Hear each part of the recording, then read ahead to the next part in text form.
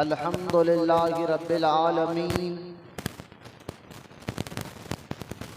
वस्सलातु वस्सलामु अला सय्यिदिल मुरसलीन व अला आलिहि व सहाबिहि अजमाइन। अम्मा बाद वक़ाल अल्लाहु तआला फिल क़ुरआनिल मजीद फ़अऊज़ु बिल्लाहि मिनश शैतानिर रजीम बिस्मिल्लाहिर रहमानिर रहीम। इन्ना इब्राहीम लहलीमुन अव्वाहुम मुनीब। आमन्तु बिल्लाहि सदक़ल्लाहुल अलियुल अज़ीम। वक़ाल अल्लाहु तआला फ़ी शानि हबीबिहिल करीम इन्नल्लाहा व मलाइकतहु युसल्लूना अलन नबी या अय्युहल्लज़ीना आमनू सल्लू अलैहि व सल्लिमू तस्लीमा। अल्लाहुम्मा सल्लि अला सय्यिदिना व मौलाना मुहम्मद मादिन जुदी वल करम व अला आलिहि व बारिक व सल्लिम। सलातन व सलामन अलैका या रसूल अल्लाह सल्लल्लाहु तआला अलैका वसल्लम। अम्मा बाद, हर तारीफ और बड़ाई सिर्फ अल्लाह ताला के लिए है जो सारे जहान का मालिक है, मुख्तार है और जो सारे जहान का पालनहार है। मैं इस बात की गवाही देता हूँ कि अल्लाह ताला के सिवा कोई इबादत के लायक नहीं, वो एक है, उसका कोई साथी और शरीक नहीं। और मैं इस बात की भी गवाही देता हूँ कि आपके और हमारे प्यारे आका और मौला हुजूर पुरनूर रहमते कौनैन हज़रत सैयदना मोहम्मद मुस्तफ़ा अहमद मुश्तबा सल्लल्लाहु ताला अलैहि व आलिहि व सहबिहि वसल्लम अल्लाह ताला के आखिरी रसूल और उसके बरगुज़ीदा बंदे हैं। अल्लाह ताला हुजूर अकरम नूर मुजस्सम रहमत आलम सल्लल्लाहु अलैहि वसल्लम पर, अहले बैत, सहाबाए किराम, ताबईन और तबे ताबईन, औलियाए उम्मत पर क़यामत तक बकसरत रहमतें और बरकतें नाज़िल फरमाता रहे। मोहब्बत से एक मरतबा दुरूद पाक पढ़, अल्लाहुम्मा सल्लि अला सय्यिदना व मौलाना मुहम्मद मादिन जुद वल करम व अला आलिहि व बारिक व सल्लिम। सलातन व सलामन अलैका या रसूल अल्लाह सल्लल्लाहु तआला अलैका व सल्लम। अम्मा बाद, मुअज़्ज़ज़ सामईन, अस्सलामु अलैकुम व रहमतुल्लाहि व बरकातुहू। ज़िलहज का ये मुबारक महीना चल रहा है और इस मुबारक महीने की जो अहमियत और फजीलत है, गुज़िश्ता जुमा भी मैंने आपको सुनाया था और ये जुमा भी इंशाअल्लाह ताला हज़रत सैयदना इब्राहीम अलैहिस्सलाम और उनके मुक़द्दस बेटे हज़रत सैयदना इस्माईल अलैहिस्सलाम के मुताल्लिक़ और क़ुरबानी के मुताल्लिक़ कुछ अहम बातें आपके सामने रखूँगा। अल्लाह ताला मुझे और आपको हक़ सुनने, कहने, सुनने से ज़्यादा अमल की तौफ़ीक़ भी अता फरमाए। ख़बर इसके कि अपने इस उन्वान, अपने मौजू पर आऊँ, तरीक़ अहले सुन्नत व जमाअत के मुताबिक सबसे पहले दुरूद पाक पढ़ने की अहमियत और उसकी फजीलत को सुनते चले, ताकि अल्लाह ताला दुरूद पढ़ने का जज्बा शौक़ हमें अता फरमाए। दुरूद पाक के बेशुमार फ़ज़ाइल अहादीस मुबारका में मौजूद है, जैसा कि हदीस पाक में आता है, सरकार मदीना सल्लल्लाहु ताला अलैहि वसल्लम ने इरशाद फरमाया कि जो रोजाना 500 मरतबा दुरूद पाक पढ़ता है, अल्लाह ताला उसकी मोहताजगी को दूर फरमा देता है। यानी अल्लाह ताला उसकी मुश्किलों को आसान फरमा देता है और अल्लाह ताला उसके घर में खैर और बरकत के दरवाजे खोल देता है। दुरूद पाक एक ऐसा वजीफा जो हर मुश्किल के लिए आसानी करता है। अल्लाह हम तमाम को इस पे अमल की तौफीक अता फरमाए। मोहब्बत और अकीदत के साथ हम सब के प्यारे आका करीम रहमत कौनैन सल्लल्लाहु ताला अलैहि वसल्लम की बारगाह अक़दसा में दुरूद पाक का नजराना पेश कर सब मिलकर बड़ी अल्लाहुम्मा सल्ली अला सय्यिदना मौलाना मुहम्मद मादिन जुद वल करम वाला आलिहि व बारिक व सल्लिम सलातन व सलामन अलैका या रसूल अल्लाह सल्लल्लाहु ताला अलैहि वसल्लम। गुज़िश्ता जुम्मा हमने हजरत सय्यदना इब्राहीम अलैहिस्सलाम की अखलाक और अल्लाह ताला की इबादत के मुताल्लिक़, इस्तिक़ामत के मुताबिक, तौहीद के मुतालिक बहुत अहम बातें मैंने बयान किया था, जो एक पार्ट इसका गुजर चुका है, जिसमें हमने इब्राहीम अलैहिस्सलाम की तौहीद के बारे में बयान किया था और तौहीद किस तरह उन्होंने बयान की थी और अल्लाह ताला ने किस मकसद के लिए हमें पैदा फरमाया और माबूद का माना क्या है अक़ली तौर पर और अमली तौर पर माबूद किसे कहते हैं, तो उसके मुतालिक बहुत सी डिटेल के साथ तफसील के साथ जुम्मा में बयान किया गया था। और साथ ही साथ गुज़िश्ता जुम्मा जो है हज़रत इब्राहीम अलैहिस्सलाम के ख़ानदान में आपके वालिद के बारे में भी जिक्र किया गया, जिसमें मैंने ये बात साबित किया था कि आपके वालिद का नाम तारुख है और जो कुरान में जो जिक्र आया है आज़ार, ये आपका चाचा था जो बुतों की इबादत करता था, मूर्तियों की इबादत करता था।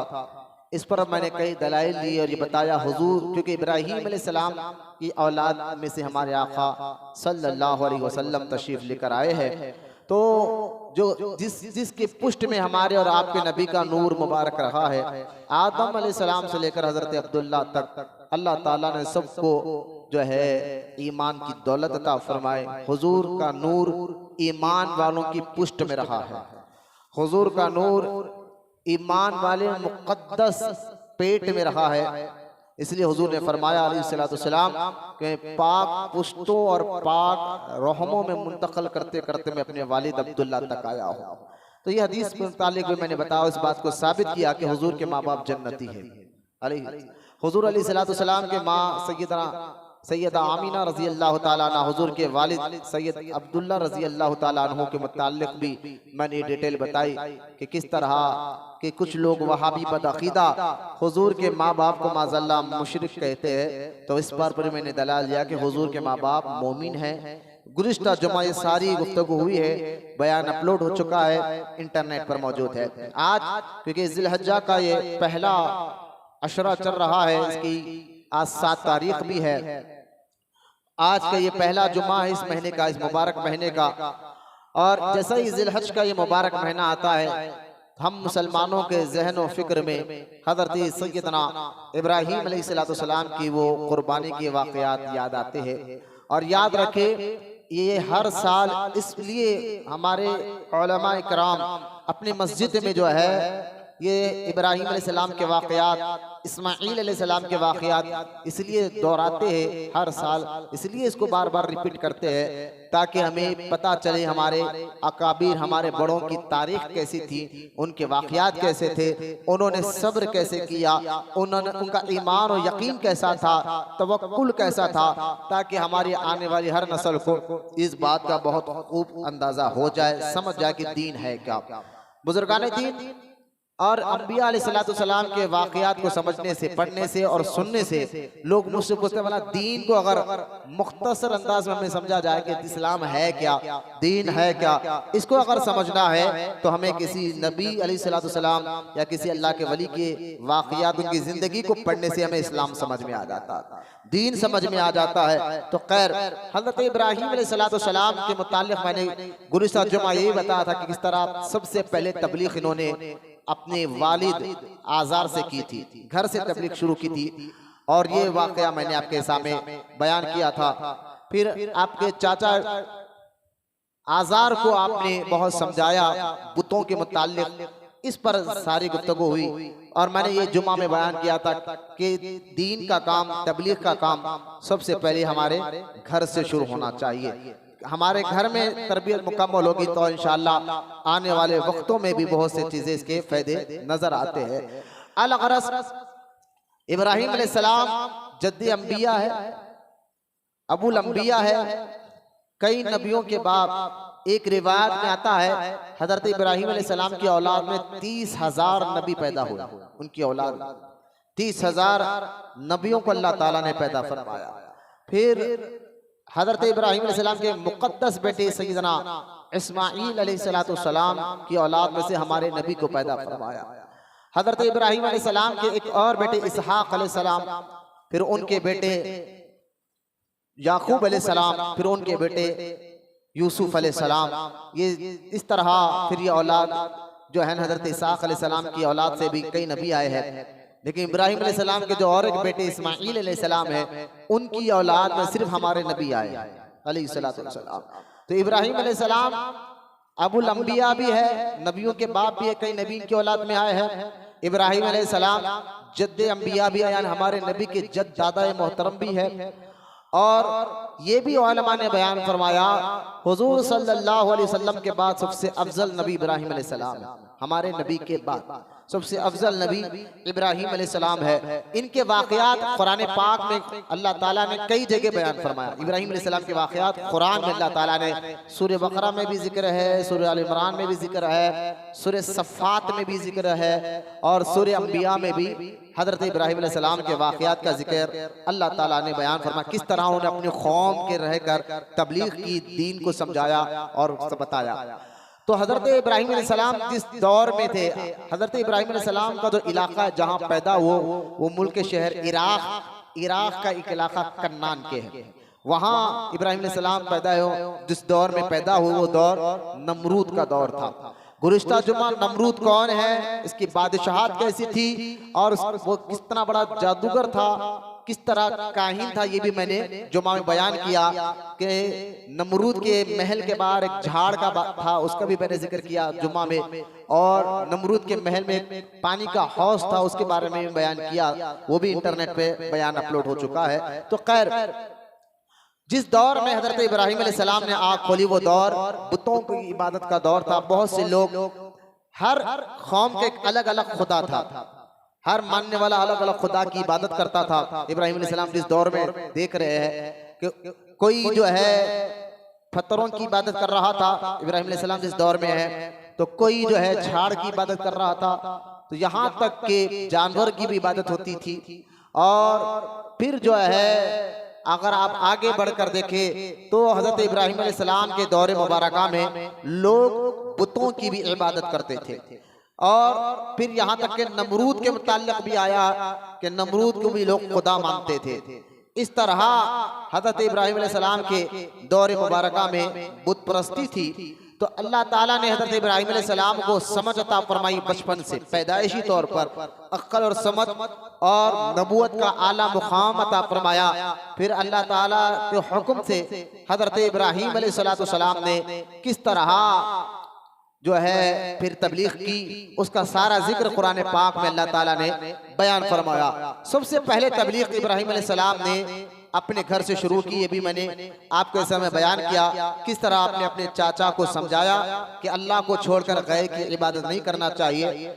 फिर आप जब अपने चाचा को समझाया, उसके बाद फिर आपने सबसे पहले जो अपने घर से तबलीग शुरू की, उसके बाद फिर आप अपने कौम की तरफ राग़िब हुए, जो कौम अल्लाह को छोड़कर जो तारों की इबादत कर रहे थे, सूरज की इबादत कर रहे थे, चांद की इबादत कर रहे थे, उनके मुतालिक फिर जो है इब्राहीम अलैहिस्सलाम ने तवज्जो फरमा कर लोगों को बताया अल्लाह को छोड़कर जो है गैर की इबादत करना कितना बड़ा गुनाह है। हजरत इब्राहीम अलैहिस्सलाम ने जब देखा अपनी कौम को कि वो अल्लाह की इबादत छोड़कर तारों की इबादत कर रहे हैं, तो कुरान पाक में अल्लाह ताला ने उसका भी जिक्र फरमाया कि हजरत कुरान पाक में अल्लाह ताला ने इरशाद फरमाया सूरतुल अनाम में, अत्तखिज़ू असनामन आलिहा इन्नी अराका व कौमका फी ज़लालिम मुबीन।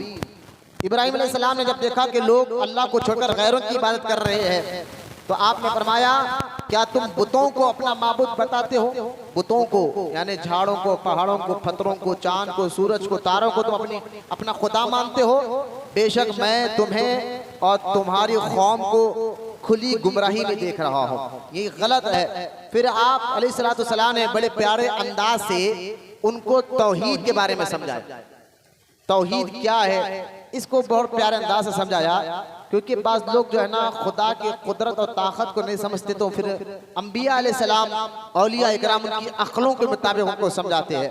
फिर उन लोगों ने, हज़रत इब्राहीम अलैहिस्सलाम ने देखा कि वो तारों की इबादत कर रहे थे।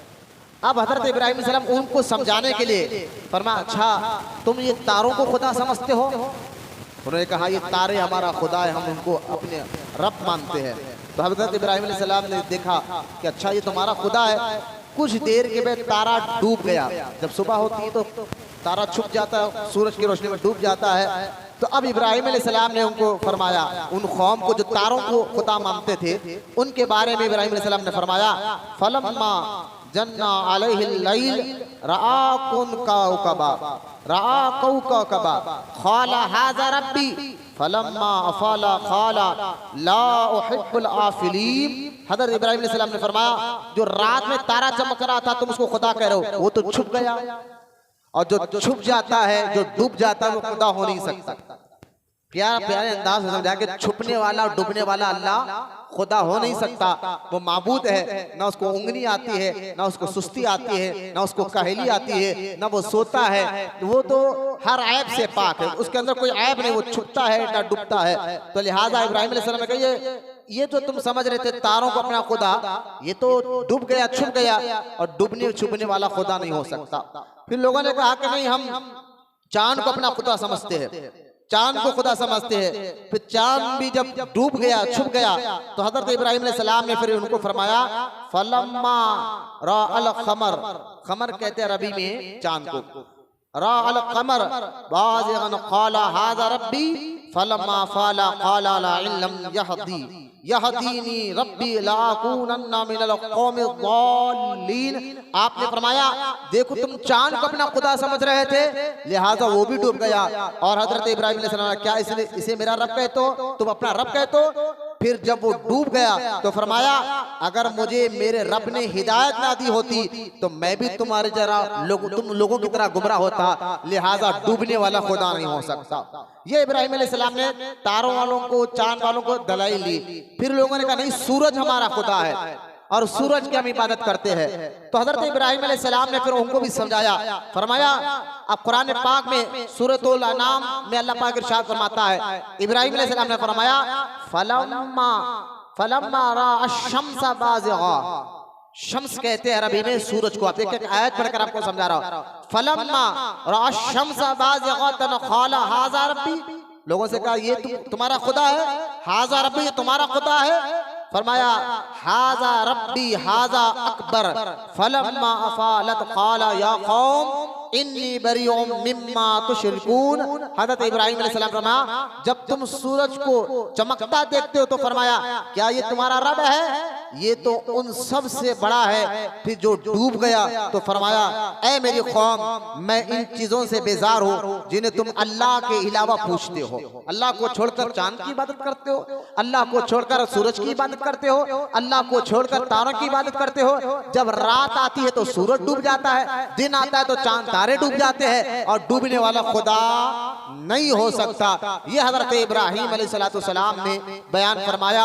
और प्यारे अंदाज से, क्योंकि नबी जो होता है ना, उसकी ड्यूटी होती है कि लोगों के सामने अपने तौहीद को बयान करे, लोगों के सामने अल्लाह की मारिफत को बयान करे, लोगों के सामने अल्लाह की पहचान को बयान करे, और लोगों को बताए।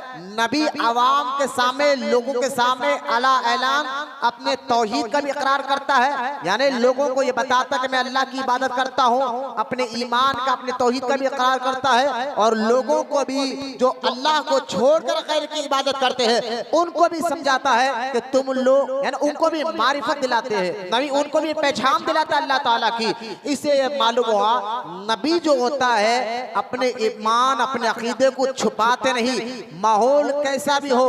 अब अंदाजा करें, एक इलाके में अल्लाह को छोड़कर सब लोग जो है गैर की इबादत करने वाले हैं, ऐसे इलाके में हजरत इब्राहीम अलैहिस्सलाम आकर एक रब की बात कर रहे हैं, तो यकीनन ऐसे इलाके में में जाकर दावत देना, तौहीद की दावत देना, अल्लाह की पहचान की दावत देना, ये मौत को दावत देने के बराबर है। बताए कि एक इलाके में गैर मुस्लिम हो, वहां जाकर तौहीद की दावत देना मौत को दावत देने के बराबर है। लेकिन नबी के दिल में सिवाय अल्लाह के किसी का डर और खौफ नहीं रहता।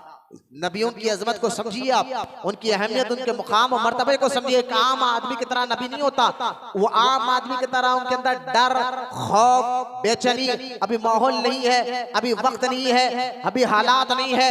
वक्त आने तो हम बताएंगे हम क्या है, हालात ऐसा नहीं है, उनकी हुकूमत है, उनका दौर है, ये सब जो है नबी के सामने कुछ नहीं होता। वो अल्लाह की तौहीद बयान करते हैं तो खुलेआम बयान करते हैं, डंके की चोट पर बयान करते हैं। तो खैर, हज़रत इब्राहिम अलैहिस्सलाम ने चांद वालों को समझाया, तारे वालों को समझाया, सूरज वालों को समझाया।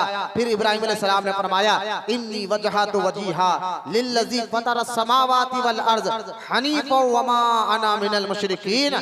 मैंने हर बातिल से जुदा होकर अपना मुंह उसकी तरफ किया है जिसने आसमान और जमीन बनाया, जिसने आसमान और जमीन बनाया, और मैं मुशरिकों में से नहीं हूँ, यानी मैं अल्लाह के अलावा गैर की इबादत नहीं करता। ये हजरत इब्राहिम अलैहिस्सलाम का एक खुलासे के तौर पर अपनी कौम को आपने समझाया। फिर कौम फिर भी जो है इन बातों को, यानी देखिए बात, सच बात में ताकत होती है, बहुत उसके अंदर ताकत और रहती है समझ, लेकिन फिर भी जो है ना ये लोग जिसके आंखों में, जिसकी मिजाज में हिरस, लालच, पैसा, दुनिया की मोहब्बत आ जाए ना, फिर उस बंदे को जो है ना अल्लाह की मोहब्बत और मारिफत समझ में नहीं आती है। फिर हजरत इब्राहिम अलैहिस्सलाम ने इतना समझाने के बाद भी, उनके इतने दलाइल देने के बाद भी अल्लाह को छोड़कर गैर की इबादत को पूजना नहीं छोड़ा। तो हजरत इब्राहिम अलैहिस्सलाम ने उनको समझाने के लिए और एक पैगाम में सब तक बात पहुंचाने के लिए एक दिन का इंतजार किया। वो दिन क्या था?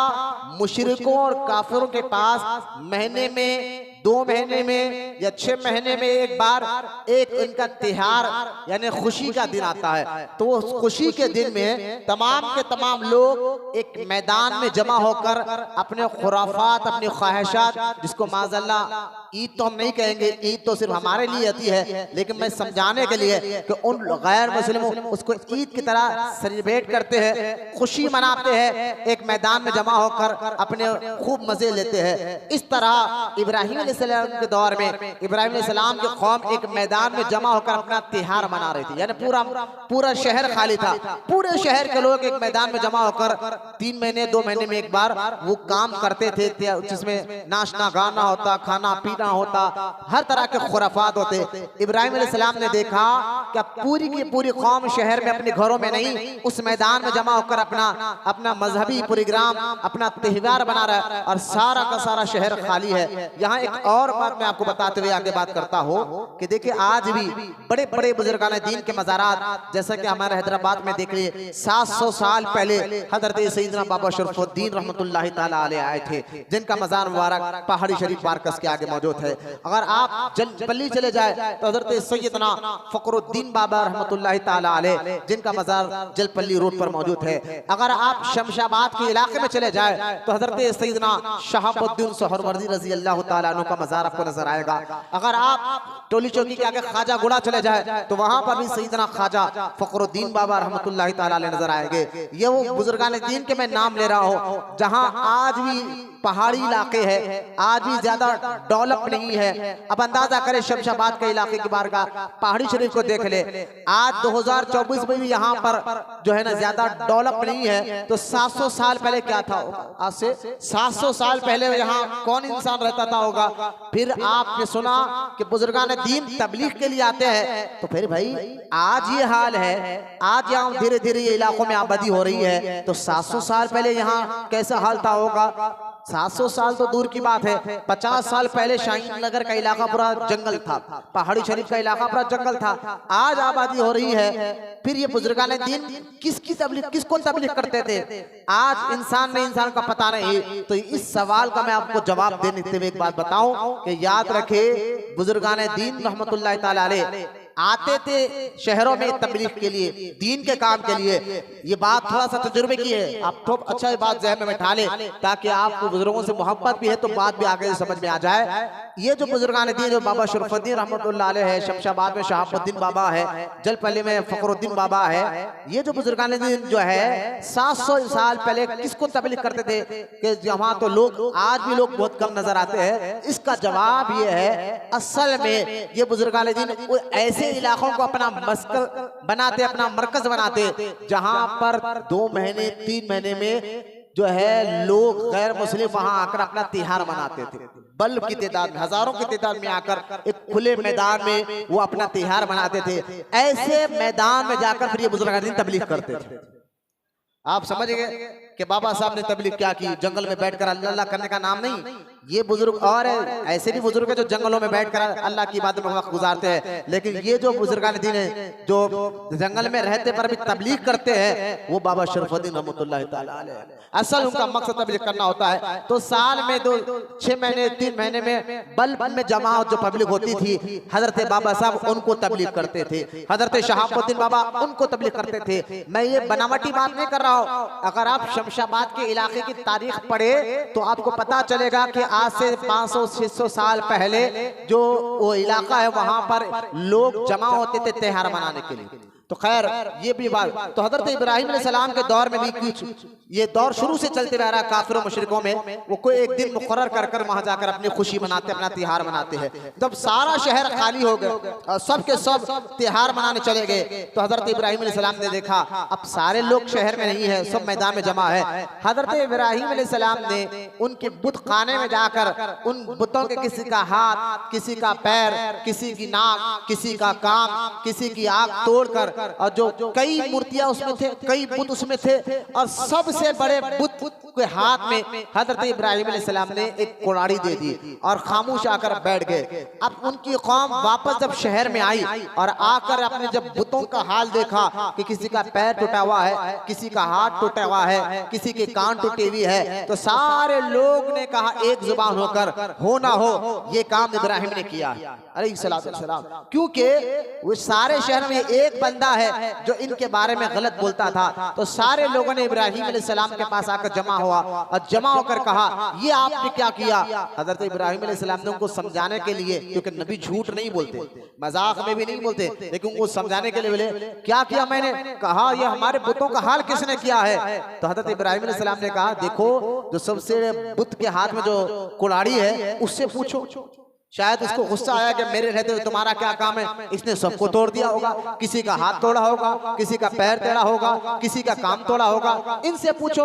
ये सारा वाकया मैं कुरान से सुना रहा हूँ, मैंने आयत है सूरह बकरा में, सूरह सफ़ात में, मैं ये आयत पढ़ता लेकिन वक्त ज्यादा हो जाता। हजरत इब्राहिम अलैहिस्सलाम ने कहा भाई ये काम इन लोग उनसे पूछो जो उस बुत खाने में सबसे बड़ा बुत है जिसके हाथ में कुल्हाड़ी नजर आ रही है, उससे आप सवाल करो, उनसे जाकर पूछो कैसे काम किया। अब सारे मुशरिकों काफिरों ने एक जुबान कर कहा ये कैसे बताएंगे, ये कैसे बोल सकते हैं? ना ये बोल सकते हैं, या देख सकते हैं, ना ये चल सकते, ना उठ सकते हैं, ये कुछ कर नहीं कर सकते। तो हजरत इब्राहिम अलैहिस्सलाम ने कहा अब भी तुम्हें अक्ल नहीं आई? जो जिनको तुम इबादत करते हो, जिनको मानते हो खुदा, तुम खुद अपनी जुबान से कह रहे हो ना ये चल सकते हैं, ना उठ सकते हैं, ना फिर सकते हैं, तैफ है, तुफ है तुम्हारी अक्लों पर कि अब भी तुम्हें ये बात समझ में आ गई, तुम उनकी इबादत कर रहे हो। तो खैर ये बात समझाने के बाद ये बात जब नहीं बनी और सारे के सारे कौम नमरूद के पास चले गई और जाकर शिकायत कर दी। बादशाह सलामत को जब ये मालूम हुआ तो हजरत इब्राहिम अलैहिस्सलाम को उसने बुलाया अपने महल में और बुलाकर हजरत इब्राहिम अलैहिस्सलाम से नमरूद ने कहा कि मैंने सुना है कि तुम इस तरह काम करते हो। तो क्योंकि इब्राहिम अलैहिस्सलाम भी चाहते थे कि मेरा पैगाम बादशाह तक जाए। आपको मालूम है कि आम आदमी बादशाह तक जा नहीं सकता, राजा एमएलए तक नहीं जा सकता, एक आम आदमी तो बड़ी मुश्किल से आपको मौका मिल गया। हजरत इब्राहिम अलैहिस्सलाम ने फरमाया कि हाँ मैं उस रब की इबादत करता हूँ। हजरत इब्राहिम अलैहिस्सलाम फरमाया मैं उस रब की इबादत करता हूँ जो सूरज को मशरिक से निकालता है और मगरिब में डुबाता है, और मैं उस रब की इबादत करता हूँ जो जिंदगी भी देता है और मौत भी देता है। ये बात नमरूद को बताए तो नमरूद ने कहा खुदा तो मैं हूँ, मैं भी जिंदगी मौत दे सकता हूँ। ये कहकर नमरूद ने अपने कैद खाने से 2 कैदियों को बुलाया, एक को आजाद करना था और एक को कैद में डालना था। जिसको कैद में डालना था उसको आजाद कर दिया, जिसको जो है आजाद करना था उसको उसने कत्ल कर दिया और कहा कि इब्राहिम तुम कहते हो कि मेरा खुदा वो है, जिंदगी भी देता है मौत भी देता है। देखो कैदिया दो है, एक आजाद होने वाला था मैंने उसको कत्ल कर दिया और एक कैदी था मैंने उसको आजाद कर दिया। जिंदगी मौत यानी मरने वाले को मैंने जो है आजाद कर दिया, आजाद होने वाले को मैंने मार दिया। ये काम तो मैं भी कर सकता हूँ। अब ये बात उसको समझ में नहीं आई, नमरूद को ये बात समझ में नहीं आई। तो हजरत इब्राहिम अलैहिस्सलाम ने क्या कहा, कुरान से पूछते हैं। सूरह बकरा में अल्लाह ताला ने इरशाद फरमाया, अलम तरा इल्लल्लज़ी हाज्जा इब्राहिम, ए हबीब, अलम तारा का माना जरा ज़हन में रखिए आप। अलम तारा, ए हबीब क्या तुमने ये नहीं देखा क्या? अरे इब्राहिम अलैहिस्सलाम का दौर हुजूर से 2000 साल पहले का है, लेकिन अल्लाह के हता से हमारे नबी सब देखते हो, सब जानते हैं। तब देख अल्लाह फरमाता है, ऐ हबीब क्या तुमने उसको ना देखा जिसने इब्राहिम से उसके रब के बारे में बताया? फिर उस नमरूद ने झगड़ा किया, अल्लाह ने उसे बादशाह दी। जब इब्राहिम अलैहिस्सलाम ने फरमाया मेरा रब वो है जो जिंदगी भी देता है और मौत भी देता है। इब्राहिम अलैहिस्सलाम ने दलील दी ना, अल्लाह कौन है? नमरूद ने कहा अल्लाह कौन है? कौन खुदा? खुदा तो मैं हूँ, मेरी इबादत होती है। तो इब्राहिम अलैहिस्सलाम ने उसको दलील देते हुए समझाया था, इज़ क़ाला इब्राहिम रब्बी अल्लज़ी युहयी व युमीत, युहयी व युमीत। तो नमरूद मुझसे पूछता है मेरा रब कौन है? तो मेरा रब कौन है? युहयी व युमीत, वो मौत भी देता है जिंदगी भी देता है। ये इब्राहिम अलैहिस्सलाम ने जवाब दिया। तो नमरूद ने क्या किया, दो कैदियों को बुलाकर एक को आजाद कर दिया, दूसरे को खतर कर दिया। कहा ये तो काम मैं भी कर सकता हूँ। अब देखे इब्राहिम अलैहिस्सलाम ने कहा कि मेरी दलील इसको समझ में नहीं आई। जो शिर्क करते गुनाह करते हैं उनको अक्ल कमजोर होती है, उनको समझ में नहीं आता है। फिर आपने कहा खाला, अब देखिए इब्राहिम अलैहिस्सलाम ने क्या कहा, कुरान उसका जिक्र कर रहा है। खाला अना उहयी व उमीद, खाला इब्राहिम, इब्राहिम अलैहिस्सलाम बोले फ़ा इन्नल्लाह याती बिशम्स, शम्स अगर जिक्र शम्स कहते हैं सूरज को। खाला इब्राहिम अलैहिस्सलाम बोले खाला इब्राहिम फ़ा इन्नल्लाह याती बिशम्सी मिनल मशरिकी फ़ाती बिहा मा हामिन फ़ाती बिहा मिनल मग़रिब फ़बुहितल्लज़ी कफ़र वल्लाहु ला यहदिल क़ौमज़ ज़ालिमीन। इब्राहिम अलैहिस्सलाम ने कहा मेरा रब तो वो है जो सूरज को मशरिक से निकाल कर मगरिब में डुबाता है। अगर ए नमरूद तू अपने आप को खुदा कह रहा है तो तुम मगरिब से सूरज को निकाल कर मशरिक में डुबा कर बता, मगरिब से सूरज को निकालकर मशरिक में डुबा कर बता। अब जब ये दलील इब्राहिम अलैहिस्सलाम ने दी, याद रखिए जब दुश्मन पावरफुल हो, पैसे वाला हो, कुव्वत वाला हो, ताकत वाला हो, लेकिन सच हमेशा दुश्मन के सर चढ़ के बोलता है। सामने कितना दुश्मन कितना भी पावरफुल हो, सच ताकतवर होता है। दुश्मन बाज़ाहिर कुछ लम्हों के लिए ताकतवर आपको नजर आता है, लेकिन ताकत अल्लाह ताला ने सच में रखी, हक में रखी। हजरत इब्राहिम अलैहिस्सलाम की दलील नमरूद को बर्दाश्त नहीं हो सकी, तो नमरूद बजाय मानने के उसने कहा कि अब मैं तुम्हें सजा दूंगा और ऐसी सजा दूंगा। अब याद रखे इब्राहिम अलैहिस्सलाम को सजा देने के लिए सबसे पहले नमरूद ने क्या किया, इब्राहिम अलैहिस्सलाम को कैद में डाला और कैद में डालकर जो है फिर आपस में लोगों को बुलाया और बुलाकर मशवरा किया कि अब इब्राहिम को क्या सजा देनी चाहिए कि इसने इस तरह का मामला किया। अब ये सजा पर डिस्कस हुआ था। गौर सुने एक बात पर, बहुत एक अहम बात मैं आपको समझाना चाहता हूं। तो एक नामुराद आदमी, उसका जिक्र भी कुरान हदीस में आया है। एक शख्स खड़ा हुआ, अच्छा मीटिंग किस बात की हो रही है? अल्लाह के नबी इब्राहिम अलैहिस्सलाम को सजा कैसे देना चाहिए, तकलीफ कैसे देना चाहिए। तो अल्लाह के नेक बंदों के खिलाफ कोई लोग मीटिंग बनाए और उस मीटिंग में हमें बुलाए तो हमें नहीं जाना चाहिए। जो बंदा नेक हो, सच्चा हो, हक पर हो, और आपको मालूम है कि ये जो बंदा है हक पर है, तो आप उसको ये मत देखिए कि सामने वाला हक पर है लेकिन अकेला है और दुश्मन ताकतवर है, अगर मैं साथ नहीं दूंगा, इसके साथ नहीं रहूंगा तो ये रोडी नाराज हो जाएगा, ये लीडर साहब नाराज हो जाएंगे, ये पहलवान नाराज हो जाएगा।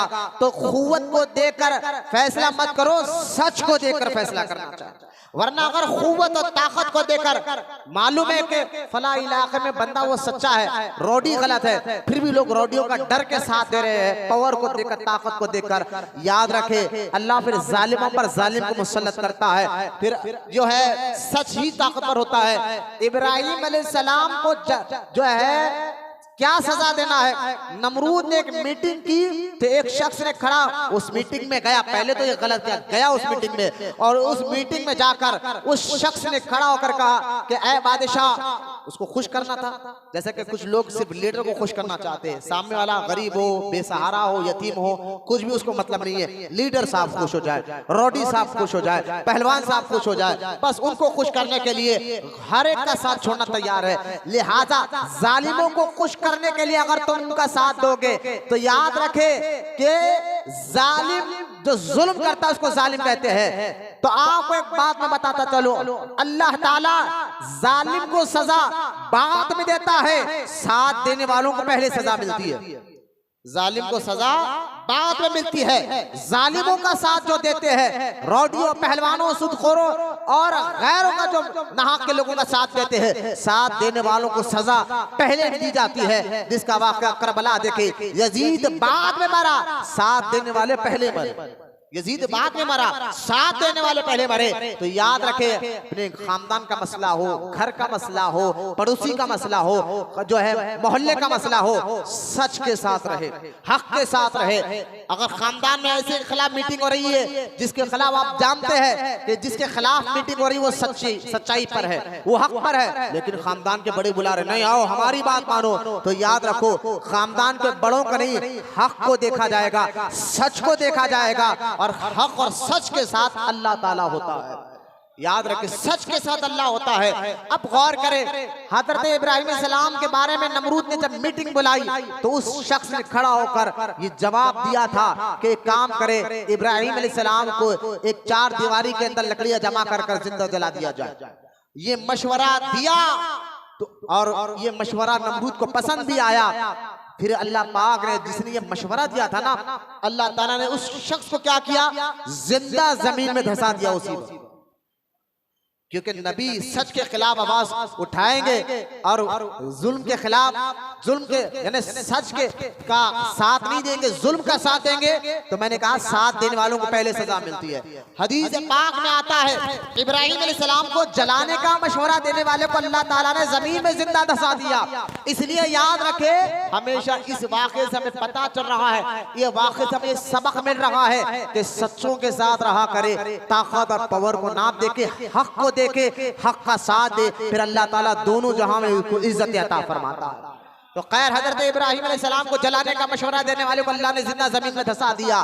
अब नमरूद ने फिर भी भाई दौलत का नशा, शोहरत का नशा, पैसे का नशा, तकब्बुर का नशा, ये ऐसी चीज है, ये सच को देखते पर भी लोग नहीं मानते, यानी ये नशा मानने नहीं देता, पावर, पैसे का नशा। ये सब इन लोगों ने देखा कि जिसने इब्राहिम अलैहिस्सलाम को जलाने का मशवरा दिया, उनकी आंखों के सामने वो जमीन में जिंदा धंस गया, खुद ब खुद जमीन में। अरे जमीन पर वो लोग, आप कहेंगे जलजला आया धंस गया ना भाई, वहां पर तो बहुत से लोग खड़े हुए थे, उन बहुत हजारों में से ये अकेला धंस गया जिसने ये मशवरा दिया था कि इब्राहिम अलैहिस्सलाम को जला दिया जाए। तो लेकिन ये तमाम के तमाम लोग को मानना चाहिए था कि भाई जिसके खिलाफ हम मीटिंग कर रहे हैं वो अल्लाह का नेक बंदा है, वो नबी है। लेकिन सच और जो पैसे का गुरूर, तकब्बुर ऐसा होता है कि बंदे को हंदा कर देता है। खैर, उन्होंने ये देख कर भी नहीं माना और एक लंबा खासा, अच्छा खासा 4 कोरी पहले दीवार बनाई और 4 कोनी दीवार बनाकर नमरूद ने ऐलान किया कि अब इसके अंदर लकड़ियां जमा करें। अब सारे लोग मोहल्ले के, शहर के, इलाके के सब लोग लकड़ियां जमा करने लगे और उस 4 कोनों में। और जमा कितने दिन किया लकड़ियां? 40 दिन तक जमा किया। एक जुमले पर गौर करना, 40 दिन तक जो है उन लकड़ियों को जमा किया। और जब लकड़ियां उस 4 दीवार के अंदर जमा हो गए, 40 दिन हो गए, उसको आग लगाई गई। और आग की तपिश इतनी होती है, तपिश आप समझते ना, उसकी भाप, हम उर्दू में भाप कहते हैं, जब सेका लेते, जब आग जलाते हैं तो दूर से भी, जब आग तेज होती है तो दूर से भी भाप आती है। अब जब उसके अंदर इतना बड़ा दीवार बनाकर 4 कोनी, उसमें लकड़ियां डालकर आग जलाई गई और उसकी तपिश इतनी थी, हदीस पाक में आता है उस आग की आसमान के ऊपर से अगर परिंदा भी जाता तो जल के मर जाता भाप से। अब बताए, अब जब नमरूद ने देखा भाई इसके करीब तो हम जा नहीं सकते, क्या करें, किस तरह इब्राहिम सलाम को उस आग में डाला जाए, हमारी सारी मेहनत बेकार है। तो इब्लीस जो है इंसानी शक्ल में आया, आकर नमरूद को मशवरा दिया, एक गुल्लेर नुमा मिनजनिक बोलते हैं उसको, मिनजनिक बनाओ और उसमें इब्राहिम अलैहिस्सलाम को रखकर गुल्लेर की तरह उछाल कर फेंक दो ताकि वो आग में जाकर गिरे। ये मशवरा पसंद आया, नमरूद ने उस मिनजनिक को बनाया और बनाकर उस इब्राहिम अलैहिस्सलाम को आग में डालने की तैयारियां की गई। इधर इब्राहिम अलैहिस्सलाम को आग में डाला जाने की पूरी तैयारी मुकम्मल हो रही है, आग जला दी गई है और मिनजनिक बना दी गई है। इधर आसमानों पर फरिश्ते अल्लाह की बारगाह में अर्ज करते हैं, या अल्लाह इस जमीन पर इस वक्त तेरे इब्राहिम के सिवा तेरा कोई मानने वाला नहीं है, तौहीद का मानने वाला, तुझे एक मानने वाला, तेरी इबादत करने वाला इब्राहिम ही है। या अल्लाह क्या अब ऐसे वक्त पर भी, ऐसे मौके पर भी अब वो जल जाएगा? तू हमें इजाजत दे, हम इब्राहिम सलाम की मदद करना चाहते हैं। पानी बरसाता जो अल्लाह के हुक्म से फरिश्ता, वो कहता है मुझे इजाजत दीजिए। हवा जो अल्लाह के हुक्म से हवा चलाता, वो फरिश्ता आकर कहता है या अल्लाह मुझे इजाजत दीजिए। तो अल्लाह पाक ने फरमाया, फरिश्तों मैं जानता हूं मेरे इब्राहिम को, मैं जानता हूं मेरे इब्राहिम को, वो किसी की मदद नहीं लेगा। चलो फिर भी तुम्हारी ख्वाहिश है, तुम जाओ, तुम मदद कर देखो। नेक बंदों की मदद के लिए फरिश्ते भी आते हैं, गौर करें यार, नेक बंदों की मदद के लिए फरिश्ते भी आते हैं। अब आग पानी जो अल्लाह के हुक्म से पानी बरसाता है, वो फरिश्ता इब्राहिम अलैहिस्सलाम की बारगाह में आया, कहा इब्राहिम अलैहिस्सलाम अगर आप कहे तो मैं इतना पानी बरसाऊंगा कि आग बुझ जाएगी। इब्राहिम अलैहिस्सलाम फरमा मुझे तेरी मदद की हाजत नहीं। हवा का फरिश्ता आकर कहता है ये मोहब्बत देखे अल्लाह से, ये यकीन देखे अल्लाह से इब्राहिम अलैहिस्सलाम का, इसको तवक्कुल कहिए, यकीन कहिए, मोहब्बत कहिए। अब देखे इब्राहिम अलैहिस्सलाम ने कहा हवा वाले फरिश्ते से मुझे तेरी भी मदद की जरूरत नहीं है। अब तमाम फरिश्तों का सरदार जिब्रील अलैहिस्सलाम भी बेचैन हो गया आसमानों पर, वो भी अल्लाह के हुक्म से आए। आकर जब आग में डाला जा रहा था इब्राहिम अलैहिस्सलाम को, इधर जिब्रील ने कहा अगर आपकी इजाजत हो, आपका हुक्म हो तो मैं आपकी मदद करूं। तो इब्राहिम अलैहिस्सलाम ने तमाम फरिश्तों के सरदार, मैं आपको हदीस पाक से फरिश्ते की ताकत के बारे में एक बात बताना चाहता हूं ताकि आपका ईमान यकीन बड़ा मजबूत हो जाए। हदीस पाक में आता है अल्लाह के रसूल सल्लल्लाहु अलैहि वसल्लम ने इरशाद फरमाया, अल्लाह ताला ने फरिश्तों को ऐसी ताकत, ऐसा पावर अल्लाह ने अता फरमाया है, एक फरिश्ता अपने पर को खोले तो पूरी जमीन को, पूरी दुनिया की जमीन में हाथ में लेकर सब मसल सकता। बोले मोहब्बत से सुभान अल्लाह। भाई अल्लाह की कुदरत और ताकत को जहन में रखते हुए बोलिए सुभान अल्लाह। ये मेरा रब फरिश्तों को ऐसी ताकत दिया कि एक फरिश्ता एक पर में पूरी दुनिया को लेकर मसल सकता। ये तो अंदाजा करे तमाम फरिश्तों का सरदार जिब्रील अलैहिस्सलाम है, उनकी कुव्वत ताकत का अंदाजा क्या होगा। जिब्रील अलैहिस्सलाम आकर कहते हैं कि आप मुझे इजाजत दें मैं आपकी कोई मदद करूं। तो हजरत इब्राहिम अलैहिस्सलाम ने कहा जिब्रील एक बात ये बताओ जरा। बोले कहा बताइए अल्लाह के नबी क्या कहो। ए जिब्रील ये बताओ ये आग जलाई किसने। जिब्रील ने कहा नमरूद ने जलाई। तो हजरत इब्राहिम अलैहिस्सलाम ने फरमाया जिब्रील जरा ये बताओ नमरूद के दिल में ये ख्याल कहां से आया। कहा ये ख्याल तो अल्लाह ने डाला है। फरमाया जब उस रब ने ये ख्याल नमरूद के दिल में डाला तो अब अल्लाह की रजा ये है कि इब्राहिम आग में गिरे। तो इब्राहिम अलैहिस्सलाम कह रहे मैं अल्लाह की रजा पर राजी हूं, मैं अल्लाह की रजा पर राजी हूं। अब यहाँ एक सवाल का एक और जवाब दे दूं। आप कहेंगे मौलाना इब्राहिम अलैहिस्सलाम ने फरिश्तों से मदद नहीं ली, फरिश्तों से मदद नहीं ली, इससे पता चलता मदद सिर्फ अल्लाह से लेना चाहिए, मदद सिर्फ अल्लाह से लेना चाहिए। फिर आप लोग गौसे आजम से मदद क्यों मांगते हो, गरीब नवाज से मदद क्यों मांगते हो। कुरान गवाह है जिब्रील अलैहिस्सलाम से तक इब्राहिम अलैहिस्सलाम ने मदद नहीं ली। तो मैं इसका जवाब ये देना चाहता हूँ, पहले याद रखे ये जिब्रील ये इब्राहिम अलैहिस्सलाम थे, कोई आम बंदा नहीं था, अल्लाह का नबी खलीलुल्लाह था। उनका मुकाम और है, आम बंदों का मुकाम और है। पहले तो ये जवाब है इसका कि अल्लाह को छोड़कर गैर से क्यों मदद मांगते हो। मैंने कहा वो नबी है, वो खलीलुल्लाह है, उनका यकीन और हमारा यकीन जमीन आसमान का फर्क है, उनका तवक्कुल हमारा तवक्कुल जमीन आसमान का फर्क है। तो लिहाजा वो आम बंदों की तरह नहीं तो अल्लाह के नबी है। और दूसरा जवाब ये है मैं आपको ये बात बता दूं, नबी यानी इब्राहिम अलैहिस्सलाम का दर्जा फरिश्तों से भी बड़ा है। इब्राहिम अलैहिस्सलाम का रुतबा और दर्जा जिब्रील से भी बड़ा है, फरिश्तों से भी बड़ा है। तो बड़ों को कब ये ज़ेबा देता है कि छोटों से मदद ले? बड़ों को ये कब ज़ेबा देता है कि छोटों से मदद है? ये आपको ज़ेबा भी नहीं देता था कि अपने इस छोटों से मदद मांगे। इसलिए हजरत इब्राहिम अलैहिस्सलाम ने कहा मैं अल्लाह की रजा पर राजी हूँ। हजरत इब्राहिम अलैहिस्सलाम को आग में डाला गया। जब आग में डाला गया ना, जैसे ही आप आग में गिरे, अल्लाह पाक ने कुरान पाक में आयत नाज़िल फरमाई कि ऐ आग मेरे इब्राहिम पर ठंडी और सलामती वाली हो जा। मैं यहाँ आयत पढ़कर बताता लेकिन वक्त नहीं देता, बहुत करीब आ गया। इस जुमले पर गौर करें, अल्लाह ताला ने क्या कहा, ऐ आग इब्राहिम पर ठंडी भी हो जा लेकिन सलामती वाली भी हो जा। क्यों? अगर अल्लाह ताला ये कहता ऐ आग इब्राहिम पे ठंडी हो जा, हो सकता उस ठंड की वजह से इब्राहिम अलैहिस्सलाम को जिस्म को नुकसान पहुंचे। जब ठंड ज्यादा हो जाए तो बदन में तकलीफ पैदा हो जाती है। लिहाजा अल्लाह ताला ने फरमाया इब्राहिम पर ठंडी तो हो लेकिन सलामती वाली भी हो जा। ठंडी तो हो लेकिन सलामती वाली भी हो जा। हजरत इब्राहिम सलाम को आग में डाला गया। यहाँ एक और बात मैं आपको बताता चलूं, जब आग जलाई गई ना तो जमीन पर एक जानवर है, उस जानवर का नाम गिरगुट है। क्या है? गिरगुट है। गिरगुट ने क्या किया, आकर उस आग को, जिस आग में अल्लाह के मुकद्दस नबी को जलाया जा रहा था, उसमें डाला जा रहा था, लिहाजा उस आग को तेज करने के लिए, जिस तरह हम फूकनी से फूकते आग तेज हो, इस तरह ये फूके मार रहा था। अंदाजा करें, जानवर गिरगुट की बात कर रहा हूं। और यहाँ हदीस सुनाऊंगा मैं आपको, सही बुखारी और मुस्लिम में मुत्तफक अलैह हदीस है। यानी जिस हदीस को इमाम बुखारी ने भी कहा ये सही हदीस है, इमाम मुस्लिम में भी कहा यह सही हदीस है, इसको कहते हैं मुत्तफक अलैह हदीस। आप गौर करें, गिरगुट आकर उस आग पर फूंक मार रहा ताकि आग और तेज हो, और तेज हो। अब सुने, क्योंकि गिरगुट के दिल में नबी से दुश्मनी थी, गिरगुट के दिल में नबी से बुग़्ज़ था, गुस्ताखी थी। इसका नुकसान क्या हुआ? अब हदीस से पाक सुनिए आप, सही बुखारी और मुस्लिम में हदीस है, हज़रत साद रज़ी अल्लाह ताला अन्हु से मरवी है, हुजूर सल्लल्लाहु अलैहि वसल्लम ने इरशाद फरमाया, गिरगुट को देखो तो फौरन कत्ल कर दो। हदीस बोले सुभान अल्लाह। गिरगुट को देखो तो फौरन कत्ल करने का हुक्म दिया। और एक रिवायत में है, जो गिरगुट को पहले ही वार में कत्ल करे, जब देखे पहले ही वार में कत्ल करे तो अल्लाह उसको ज्यादा सवाब अता फरमाता है।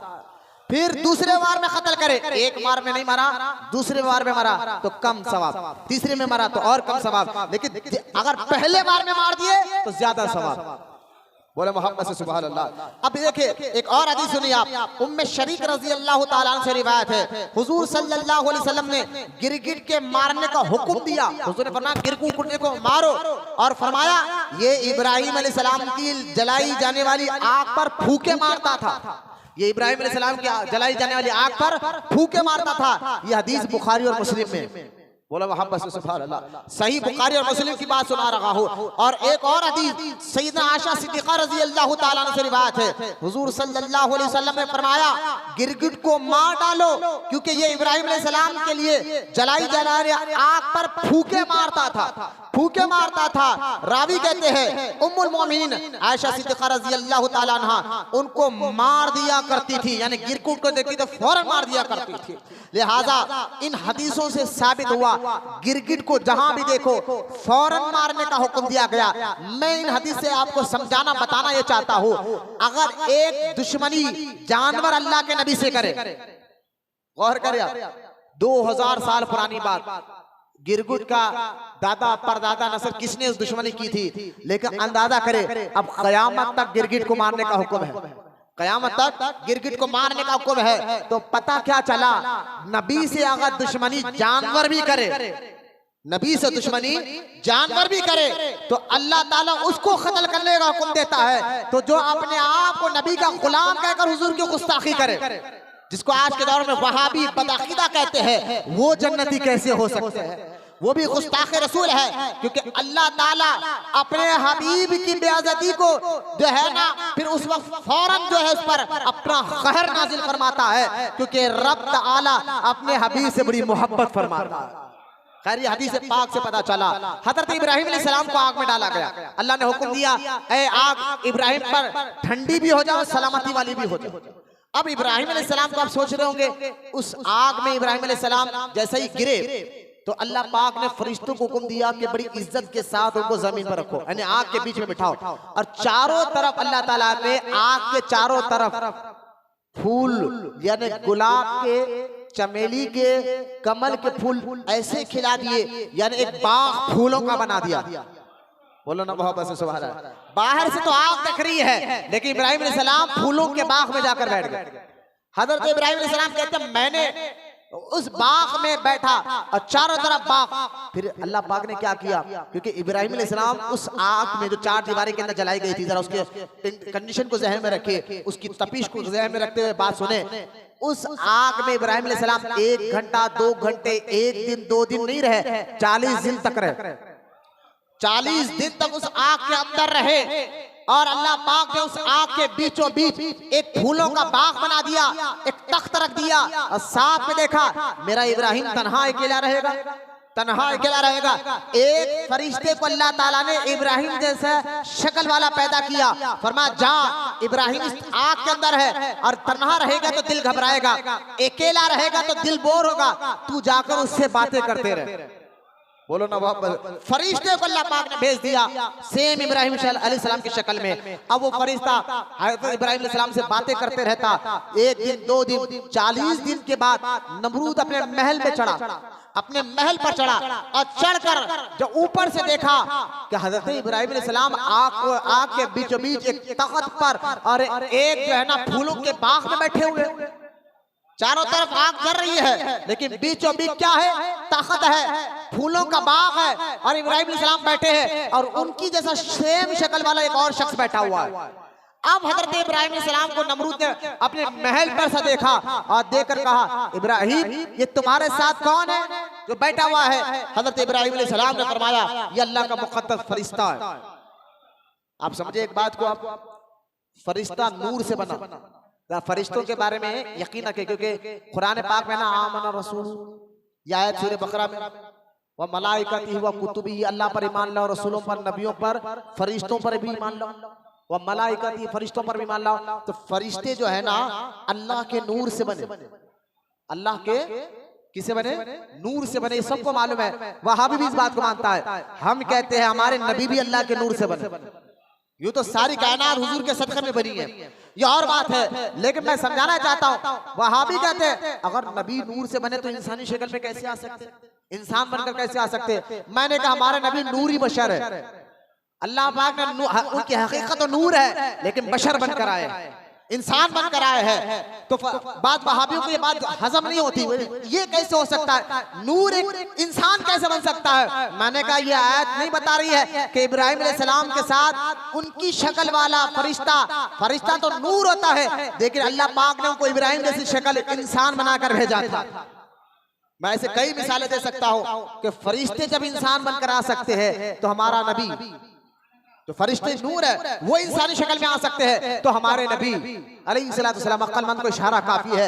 हजरत इब्राहिम अलैहिस्सलाम को नमरूद ने कहा कि तुम इसके बाहर आ सकते हो?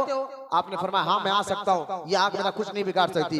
हजरत इब्राहिम अलैहिस्सलाम ने 40 दिन के बाद उस आग से बाहर आकर बताया, चाहिए तो ये था नमरूद को बात मान ली जाए, चाहिए तो बात था नमरूद को कि तौहीद को मान लिया जाए, लेकिन उसने क्या किया और उल्टा क्या किया, इब्राहिम मैं तेरे खुदा से जंग करूंगा। ये कहकर नमरूद ने एक बहुत बड़ा मीनार बनाया और मीनार बनाकर उसके ऊपर चढ़ गया और आसमान पर तीर फेंकने लगा कि देख मैं अब तेरे खुदा से लड़ता हूँ, तेरे खुदा से जंग करता हूँ। तीर फेंकने लगा, अल्लाह ताला ने की कुदरत मुस्कुराई, कहा नमरूद तू मुझसे क्या लड़ेगा, मेरे फरिश्ते से क्या लड़ेगा?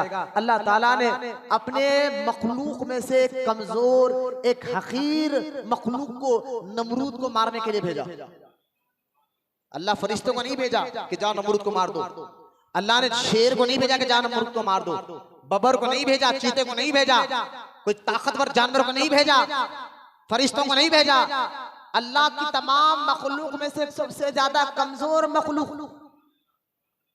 उसको भेजा कि जाओ। अच्छा उस कमजोर मखलूक में जिसको हम आज मच्छर कहते हैं, किसको भेजा मारने के लिए? अच्छा, नमरूद कौन है? इसकी उम्र 800 साल रही। हाँ, सुनिए आप, कितने साल रही? 800। 400 साल तक नमरूद को सर का दर्द भी नहीं हुआ, बुखार तो दूर की बात।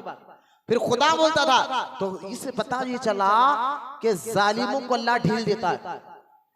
अरे हम नेक काम कर रहे, हमारे को परेशानी आती रहती, इन्हें शराब पीरा, जुआ खेला, लोगों को सतारा, फिर भी हट्टा कट्टा है। मैंने कहा ये ढील है। समझो बात को, ये ढील होती है, वरना अल्लाह जालिमों को अल्लाह ताला ढील देता है। अब नमरूद सोचिए, खुदा का दावा कर रहा है, लेकिन 400 साल तक ना बुखार तो दूर की बात है, नमरूद को सर का दर्द भी नहीं हुआ 400 साल तक। अब गौर करने की बात यह है कि फिर क्या हुआ? अल्लाह ताला ने मच्छर को हुक्म दिया। मच्छर में एक मच्छर हदीस पाक में आता है, लंगड़ा मच्छर। अरे भाई समझो बात को, हीरो फिल्म स्टारों को देख देख के जहना गंदे हो गए ना। हीरो लड़ते 20-20 को मारा, सबको मालूम है शूटिंग चल रही है, कर कुछ नहीं हो रहा है। ये हकीकी ताकत देखो रब की। और जरा दिल में मुस्कुरा कर अल्लाह की ताकत को रखते हो, बोले सुभान अल्लाह। मच्छर में भी लंगड़ा मच्छर, वो भी ऐसे पावरफुल बादशाह को मारने के लिए अल्लाह ने भेजा और बता दिया कि जालिम जो होता है ना, अल्लाह की नजर में उसकी कोई औकात ही नहीं है। लिहाजा लंगड़ा मच्छर उसके कान के जरिए दिमाग में घुस गया और दिमाग में घुसकर उसका दिमाग खाने लगा। एक दिन नहीं, 2 दिन नहीं, अल्लाह ताला ने 400 साल तक उसको तड़पाया। कितने साल तक? हाँ, समझ रहे बात? अल्लाह जालिमों को ढील भी देता है, फिर जब पकड़ करता है तो मौत भी जल्दी नहीं देता। मौत भी जल्दी नहीं देता। बोलते हैं यार जालिम था, बहुत तड़प तड़प के मरा, घुल घुल कर मरा। मैंने कहा ये अल्लाह की पकड़ है। जब अल्लाह किसी अपनी कुदरत, अपनी ताकत से किसी को पकड़ता है, फिर उनको आसान मौत नहीं देता, उनको इतना तड़पा कर मौत देता है कि लोग, ये सबक है हमारे लिए, उन जालिमों के लिए जो जुल्म से तौबा कर कर अल्लाह किसी मखलूक को यानी अल्लाह के बंदों को ना तंग करे, ना सताए। मैं उनको ये कह रहा हूँ जो लोगों की जमीनें हड़प कर पैसा खा रहे हैं, मैं उनको ये कह रहा हूँ जो यतीमों का पैसा, बेवाओं का पैसा खाकर हड़प लेते हैं, गैरों को बिला वजह तकलीफ देते हैं। याद रखो, तुम अपनी लग्जरी जिंदगी गुजारने के लिए, अच्छा घर, अच्छा पहनना, अच्छी कार के लिए दूसरों को तकलीफें देकर जो पैसे कमा रहे हो, बाज़ाहिर तुम्हें सुकून मिल रहा है, बाज़ाहिर तुम्हें घर मिल रहा है, बाज़ाहिर तुम्हें पैसा, शोहरत, इज्जत दिख रही है, इसका मतलब ये नहीं है कि अल्लाह ताला तुम्हारी पकड़ नहीं करेगा। ये तो अल्लाह की तरफ से तुम्हारे लिए ढील है ताकि तुम आगे चलकर सुधरो। नमरूद को भी अल्लाह ताला ने 400 साल की उम्र तक चांस दिया, आज नहीं कल सुधरेगा, उसकी ढील होती है। लेकिन जब पकड़ करता है, जब उसकी कुदरत पकड़ती है, फिर पूरी दुनिया मिलकर उसको बचा नहीं सकती, पूरी दुनिया मिलकर उसको नहीं बचा सकती। नमरूद को लंगड़े मच्छर 400 साल तक दिमाग खाता रहा और तड़प तड़प कर नमरूद मर गया।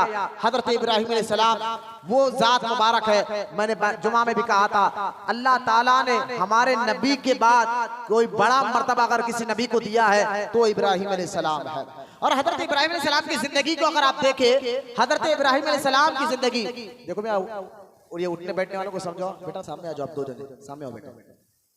बार बार ये वाकयात खुद सुने और अपने बच्चों को भी सुनाए। आप कहेंगे माला हर साल सुनते, मैंने को सुनाना चाहिए। हम मुसलमान हैं, अपने बड़ों की तारीफ को याद रखें और अल्लाह के नेक बंदों का जिक्र देखे।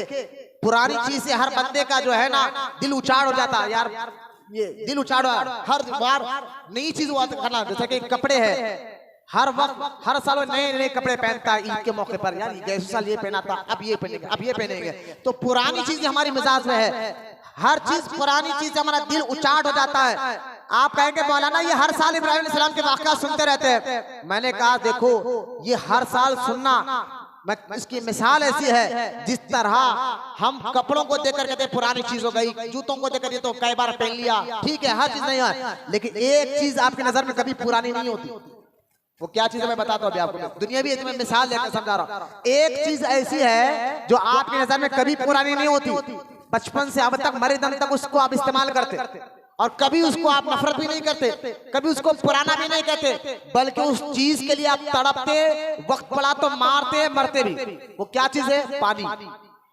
पानी है ना, पानी बचपन से पीते मरे दम तक पीते, कभी पुराना है छोड़ दे नहीं। तो पानी हमारी जरूरत की चीज है, हमारी रूह, हमारे जिस्म को जिंदा करने के लिए पानी जरूरी है। मैंने कहा जिस तरह पानी तुम्हारे रूह और तुम्हें जिंदा रखने के लिए जरूरी है, इसी तरह अल्लाह वालों बुजुर्गों के वाकयात भी पानी की तरह है।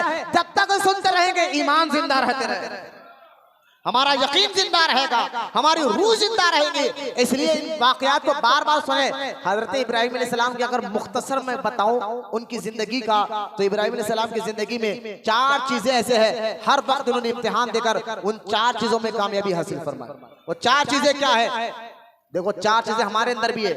एक वतन, दूसरा जान, तीसरा माल, चौथी औलाद। ये 4 चीजों से मोहब्बत हमें भी होती है। वतन से मोहब्बत हमें भी होती है, माल से मोहब्बत हमें भी होती है, जान से मोहब्बत हमें भी होती है, औलाद से मोहब्बत हमें भी होती है। इब्राहिम अलैहिस्सलाम को अल्लाह ने अपना खलील कहा, लेकिन कब? जब ये तमाम इम्तिहान तो उन्होंने दिए। जब अल्लाह पाक ने कहा इब्राहिम अपनी जान का इम्तिहान दो, तो बगैर चू चा करे, ना शिकायत की अल्लाह की बारगाह में, ना शिकवा किया अल्लाह ताला से, ना अल्लाह पाक की बारगाह में कुछ कहा, बस डायरेक्ट अल्लाह की रजा पर आग में अपनी जान देने के लिए तैयार हो गए। ये पता चल रहा है कि अल्लाह की रजा पर राजी रहना। और फिर जब बारी आई माल खर्च करने की, आज हम कुर्बानी देने के लिए माल रहते पर भी बहाने बनाते हैं, ज़कात देने के लिए बहाने बनाते हैं, लेकिन अल्लाह के मुक़द्दस नबी इब्राहिम अलैहिस्सलाम एक मर्तबा फरिश्तों ने अल्लाह से कहा, या अल्लाह तूने इब्राहिम को अपना खलील बनाया है, क्यों अपना गहरा दोस्त बनाया है? कहा जाओ तुम ही आज़मा लो। फरिश्ते जमीन पर आए, देखा इब्राहिम अलैहिस्सलाम बकरियों की बड़ी रेड़ लेकर उनको चरा रहे हैं। नबी जो होता है ना, 2 काम जरूर करे, या कपड़ों का कारोबार या बकरे चराना। ये ना, ये जो जानवर बकरियों को चराना जंगलों में जाकर, ये नबियों ने भी किया। बकरियों के साथ रहने से मिजाज में नरमी आती। क्या आता? बंदे के अंदर तकब्बुर नहीं आता, नरमी पैदा होती, आजिज़ी आती है, और आजिज़ी अल्लाह को पसंद है। गौर करिए आप, इसको हकीर नजर से ना देखे जो बकरे चला रहे हैं, कभी आप चराइए, हमारे नबी की भी सुन्नत है अलैहिस्सलातु वस्सलाम। तो खैर हजरत इब्राहिम अलैहिस्सलाम के आजमाने के लिए फरिश्ते आए, और आकर हजरत इब्राहिम अलैहिस्सलाम जहां बकरियों के रेड़ को लेकर चला रहे थे ना, वहां बैठकर अल्लाह की तस्बीह बयान करने लगे, अल्लाह का जिक्र बयान करने लगे। हजरत इब्राहिम अलैहिस्सलाम अल्लाह का नाम सुने तो बेचैन हो गए। यकीनन भाई, जो सच्चा आशिक होता है उसे पूछो, जब लैला का नाम लिया जाता है तो वो बड़ा कांप जाता है, यार बार बार उसका जिक्र हो, बार बार नाम लिया जाए। मैं ये मिसाल कि पता है नौजवानों को समझाने के लिए बना, अल्लाह का माज़अल्लाह, मैं ये नहीं कहता अल्लाह को लैला उससे भी पाक है। मैं इसे एक मिसाल देकर समझाना, ये अल्लाह की सुन्नत है। सूरह नहल आयत नंबर 75 देखे, अल्लाह मिसाल दे देकर लोगों को समझाता है। तो मिसाल देकर समझा रहा हूँ, एक आशिक अपने जिसे वो मोहब्बत करता है उसका नाम बार बार सुनना चाहता है। तो हज़रत इब्राहिम अलैहिस्सलाम तो अल्लाह के सच्चे आशिक थे। तो जब जंगल में तन्हा वो है और कोई अल्लाह का जिक्र कर रहा है, इब्राहिम अलैहिस्सलाम बेचैन हो गए, जिक्र कर फरिश्ते खामोश हो गए। इब्राहिम अलैहिस्सलाम ने कहा और बोलो ना, और मेरा रब का जिक्र करो और उसकी तारीफ करो। उन फरिश्तों ने कहा, जो इंसानी शक्ल में आए थे, फरिश्तों ने कहा हम यूं ही नहीं करेंगे, कुछ माल दो। इब्राहिम अलैहिस्सलाम ने कहा, ये जो रेड़ है बकरों का, इसमें से आधा माल मैं तुम्हें देता हूं, लेकिन मेरे रब की तारीफ करो। उन्होंने फिर अल्लाह का जिक्र किया, खामोश हो गए। इब्राहिम अलैहिस्सलाम ने कहा और कहो मेरे रब की तारीफ। कहा हमें और माल चाहिए। कहा ये सारे बकरे हैं ना, ये सब ले लो, सारा माल ले लो, लेकिन मेरे रब की तारीफ करो, मेरे रब का जिक्र करो। अब उन्होंने फिर जिक्र किया अल्लाह का। इब्राहिम अलैहिस्सलाम वज्द में है, सुरूर हो रहे हैं, खुद खुश हो रहे हैं। फिर वो खामोश हो गए। उन्होंने कहा खामोश क्यों हो गए, अब और पढ़ो। फरिश्तों ने कहा अब क्या दोगे, सारा माल तो दे दिया, अब तो कुछ है नहीं देने के लिए माल, अब क्या दोगे। कहा इसका जो ये सारा जानवर है ना, इसकी देखभाली मैं करूंगा, काम करूंगा तुम्हारे पास, लेकिन मेरे रब का जिक्र करो। अब फरिश्तों ने कहा ऐ इब्राहिम गौर से देखो, हम आम इंसान नहीं, अल्लाह के फरिश्ते हैं, बस आजमाना चाहे थे। अल्लाह से हमने पूछा था तूने इब्राहिम को खलील क्यों बनाया, तो अल्लाह ने कहा फरिश्तों देखो, जब मैंने जान मांगी तो वो जान देने के लिए तैयार है, जब माल मांगा तो माल देने के लिए भी तैयार है। बोला मोहब्बत सुभान अल्लाह। हज़रत इब्राहिम अलैहिस्सलाम माल भी दे रहे हैं अल्लाह के लिए, जान भी दे रहे हैं। फिर आप देखे, जब देखा वतन में रहना मुश्किल है, जहां पर कौम बुत परस्त है, मुशरिक है, वहां ईमान बचाना मुश्किल है। अल्लाह की मोहब्बत और रजा के लिए आपने वतन भी छोड़ा, वतन भी छोड़ा। आज हमें हमारे वतन में, आप कहेंगे मौलाना हम क्या करें, मैंने कहा हमें वतन छोड़ने की जरूरत नहीं है, अभी ऐसा माहौल नहीं आया। अल्हम्दुलिल्लाह हमारे हिंदुस्तान को अल्लाह हमेशा आबाद रखे। हमारे हिंदुस्तान में कोई दाढ़ी रखने पर पाबंदी नहीं है, नमाज पढ़ने पर पाबंदी नहीं है। हम कहते हैं इब्राहिम अलैहिस्सलाम ने उस जगह को छेड़ा जहां पर अल्लाह का नाम लेना मुश्किल था, उस इलाके उस शहर को छोड़ा। आज आप जगह छोड़ना, मुल्क छोड़ने की जरूरत नहीं है, लेकिन हाँ अपना इलाका, अपना एरिया, अपनी उस गली, अपनी उस सोहबत को जरूर छोड़े जिसकी सोहबत में रहकर हम अल्लाह को भूल रहे हैं। जिनके साथ रहकर वो दोस्ती को जरूर छोड़े, ये भी हिजरत है। उस गली को जरूर छोड़े जिस गली में शराबियां रहते हैं, जिस गली में जानियां रहते हैं, जुआड़ियां रहते हैं, जहां अल्लाह का नाम तक नहीं लिया जाता, नमाज तक नहीं लिया जाता। आज माहौल आप देख ले, तकरीबन गांव का माहौल ये हो गया है। गांव में बड़ी मुश्किल से गांव के लोग ईद की नमाज पढ़ते नजर आते, ईद की नमाज पढ़ते नजर आए। ये माहौल बनता जा रहा है, तो लिहाजा उस इलाके को तब्दील कर ऐसे इलाके में आए जहां अल्लाह के नेक बंदे रहते हैं। आज हमें जरूरत है गुनाह के काम से निकलकर नेकी के काम में आना, बुरे दोस्तों को छोड़कर अच्छे दोस्ती इख्तियार करना। ये भी जो बंदा जिसके दिल में रब से मोहब्बत हो वो ऐसी हिजरत को पसंद फरमाता है। तो खैर हजरत इब्राहिम अलैहिस्सलाम ने, क्योंकि अल्लाह पाक याद रखे, मैं एक और बात सुनाकर बात खत्म करता हूँ। अल्लाह ताला ने कुरान में फरमाया वला नबलुवन्नकुम बिशैइन मिनल खौफि वल जू'i व नक्सिम मिनल अमवाली वल अनफुसि वस्समरात वबश्शिरिस साबिरीन। ये आयत अल्लाह ने तमाम क़यामत तक के मुसलमानों के लिए ये आयत है। क़यामत तक मुसलमानों के लिए अल्लाह ने क्या फरमाया, वला नबलुवन्नकुम, मैं तुम्हारा इम्तिहान लूंगा, वला नबलुवन्नकुम, मैं कहूंगा। ये आयत पर हर मुसलमान गौर करिए, अल्लाह का कलाम है जिस पर हम ईमान रखते। अल्लाह ने फरमाया वला नबलुवन्नकुम, मैं हर ईमान वाले का इम्तिहान लूंगा। आप मुझे बताइए इम्तिहान क्यों लिया जाता है, क्यों लिया जाता है? आज एक साल भर जाते हैं, स्कूल में भी इम्तिहान होता है, कॉलेज में भी इम्तिहान। इम्तिहान किस लिए होता है? इम्तिहान लेने पर ही पता चलता है ये साल भर पढ़ रहा था या खेल रहा था। इम्तिहान इसलिए ज्यादा है कि इसके साल भर इसने जो पढ़ा है स्कूल में, इसके अंदर सलाहियत आई, काबिलियत आई, इसने आंसर याद किया, खेलने आया है।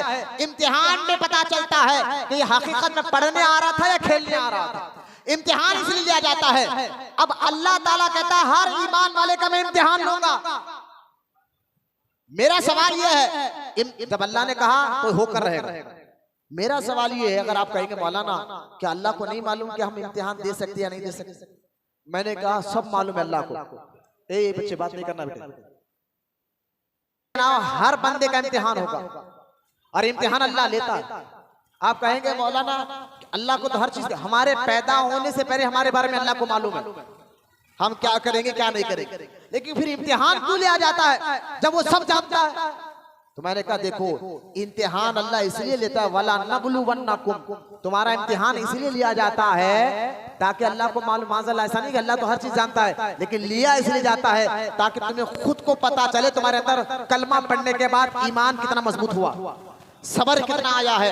भाई सबर कितना आया कब मालूम होगा आपको? खुद को, जब आप पर इम्तिहान आएगा। तुम्हारे अंदर ईमान, अल्लाह पर यकीन कितना मजबूत हुआ है, खुद को कैसे पता चलेगा? जब तुम्हारे पर इम्तिहान होगा।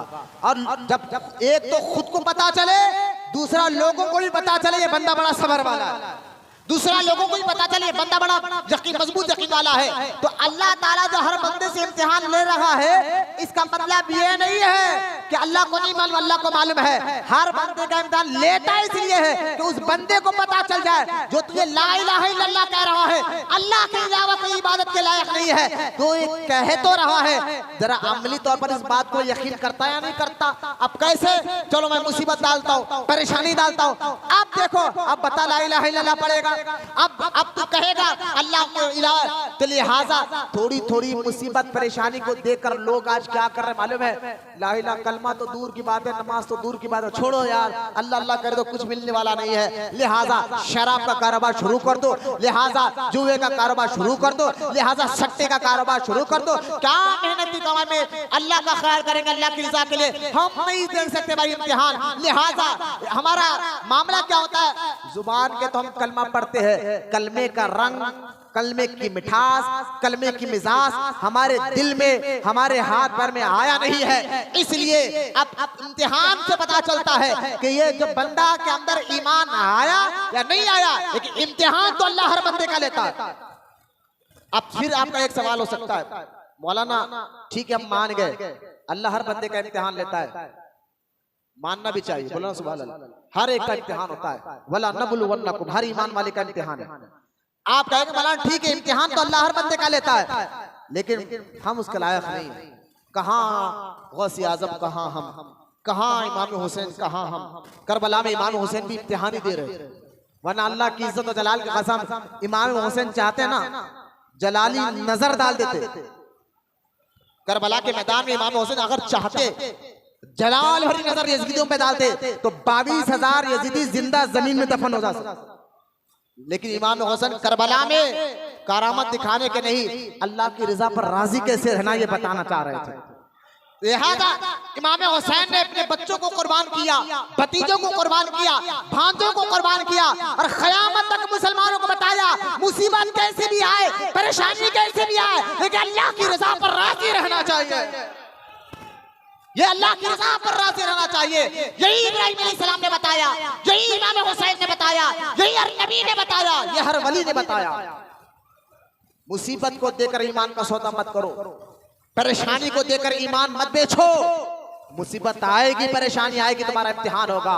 सवाल का आपका जवाब देता हूं, अगर कहेंगे मौलाना हम कमजोर आदमी क्या इम्तिहान दे, देखिए अल्लाह कहता है इम्तिहान तो होगा।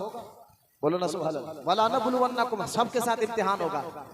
आप कहेंगे हम कमजोर आदमी है, कहां नबी जैसा यकीन, वली जैसा यकीन हमारे अंदर आ नहीं सकता।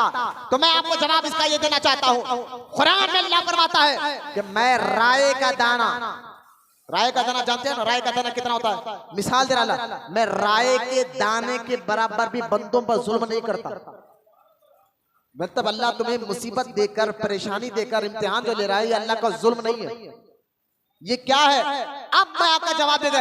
पहले तो अल्लाह की जात को समझे, वो जुल्म नहीं करता राय के दाना के बराबर किसी बंदे पर। लिहाजा फिर ये इम्तिहान क्या है? हर एक बंदे का इम्तिहान अलग अलग होता है। अल्लाह के नबियों का इम्तिहान और है, वलियों का इम्तिहान और है, आम बंदों का इम्तिहान और होता है। बोले मोहम्मद सुभान अल्लाह। उसकी मिसाल क्या है? एक बंदा फर्स्ट क्लास में है और एक बंदा 10th क्लास में। अब मुझे बताइए, ये दो बंदों में से, देखो मैंने उठ रहे बैठ रहे बहुत क्या, मैं बता रहा हूँ, एक बंदा स्कूल में पहली क्लास में, फर्स्ट क्लास में, और एक बंदा 10th क्लास में। इन दोनों में जो बच्चे समझ रहे, मैं समझाने के लिए कह रहा हूँ, मुझे बताइए सबसे टफ एग्जाम किसका है? फर्स्ट क्लास वाले या 10th क्लास वाले का? 10th क्लास वाले का। फर्स्ट क्लास वाले का फिर भी आसान है, और 10th क्लास वाले का थोड़ा मुश्किल है, टफ है। मैंने कहा देखो, जो अल्लाह के जितने करीब होता है उसका इम्तिहान टफ होता है। लिहाजा वली अल्लाह के बहुत करीब है, इसलिए उनका इम्तिहान भी ज्यादा होता है। नबी वलियों से ज्यादा अल्लाह के करीब है, इसलिए उनका इम्तिहान। इसलिए हुजूर खुद ने फरमाया, जब सहाबा ने हुजूर से पूछा, या रसूल अल्लाह, अल्लाह ताला इम्तिहान सबसे ज्यादा किसका लेता है? अल्लाह ताला बंदों में सबसे ज्यादा इम्तिहान किसका लेता है? हुजूर ने फरमाया, अल्लाह ताला बंदों में सबसे ज्यादा इम्तिहान नबियों का लेता है, क्योंकि नबी अल्लाह के सबसे ज्यादा करीब। उसके बाद उनके बाद जो अल्लाह के वो ज्यादा करीब हो, वो वली है। नबियों के बाद वली है, उनका इम्तिहान होता है। जिस तरह बंदा जितना अल्लाह के करीब होता है, उतना इम्तिहान उसका करीब होता है। लिहाजा आम बंदों का इम्तिहान और है, अल्लाह के महबूब बंदों का इम्तिहान और होता है। फर्क ये है कि हम उस इम्तिहान को ज्यादा समझ लेते हैं। मिसाल के तौर पर एक बंदे को इंजेक्शन दिया जा रहा है, दूसरा बंदा नहीं ले रहा। लिहाजा क्यों नहीं ले रहा? बोले डर है, मैं इंजेक्शन नहीं लेता मैंने। और जो बंदा ले रहा है, डर को महसूस करो तो इंजेक्शन नहीं ले रहा। इसी तरह मिसाल देकर कह रहा हूं, अगर आप मुसीबत महसूस करेंगे तो बहुत दिखेगी। लिहाजा इसलिए हुजूर ने फरमाया, जब भी मुसीबत आए दुनिया भी, तो अपने से छोटे को देखो, दीन में अपने से बड़े को देखो, दुनिया में अपने से छोटे को देखो। अगर तुम्हारे पास घर है किराए का, तुम कह रहे हो अल्लाह इतनी मेहनत करो, जाती घर बनेगा कैसे? अल्लाह हदीस पाक में हुजूर ने फरमाया, ये अगर तुम्हें ये महसूस हो कि मैं किराए के घर में बरसों से हूँ, तो ये मत देखो कि फला जाती घर में है, जुआ कर कर शराब कर कमा रहा है, उसको अल्लाह अच्छा नहीं ना, ये मत देखो। अपने से छोटे को देखो जिसको घर भी नहीं है, जो रोडों पर रहता है, फुटपाथ पर रहता है, ताकि तुम्हें पता चले या अल्लाह उससे अच्छा तो वो तो मुझे रखा, उससे अच्छा मुझे रखा है। तो खैर, आम आदमी का इम्तिहान और नबी और वलियों का इम्तिहान और होता है, लेकिन इम्तिहान तो होगा। हाँ। अच्छा, अब सवाल उठता है, मौलाना चले ठीक है, मान गए कि आम आदमी के अल्लाह उसकी ताकत के हिसाब से आजमाता है, जितना वो सब्र कर सकता है। इम्तिहान जो है ना, जितना आप सबर, मिसाल और एक देकर मैं बात बताता हूँ, अगर आपकी ताकत है 50 किलो वजन आप उठा सकते हैं, तो आपके ऊपर 1 कुंटल का वजन नहीं डाला जाता, उतनी जितना आप बर्दाश्त कर सकते हैं। तो इम्तिहान भी अल्लाह ताला उतना ही देता है हम बंदों को, जितना वो सबर कर सकता है, जितना वो बर्दाश्त कर सकता है। तो आप अंदाजा करें, अब ये बात समझ में आ गई। कुरान में अल्लाह ने फरमाया वला नबलुवन्नकुम, इम्तिहान तो हर एक का होगा। थोड़ा मेहनत करने वाले जहन में लाए, शराबियों जुआरियों को देखकर उनका दिल मार लेता है, यार छोड़ो ये तो जुल्म कर रहा, फिर भी मेहनत कर, हम क्या कर, ना ना इम्तिहान है, तो हम इतनी मेहनत करें कुछ नहीं, मेरा माना का इम्तिहान है। वला, अच्छा इम्तिहान होगा कैसा? अल्लाह ने फरमाया वला नबलुवन्नकुम बिशैइन मिनल खौफ, कभी डराऊंगा तुम्हें, बीमारी का डर, पैसे खत्म होने का डर, किसी का कभी डर से तुम्हारा इम्तिहान लिया जाएगा।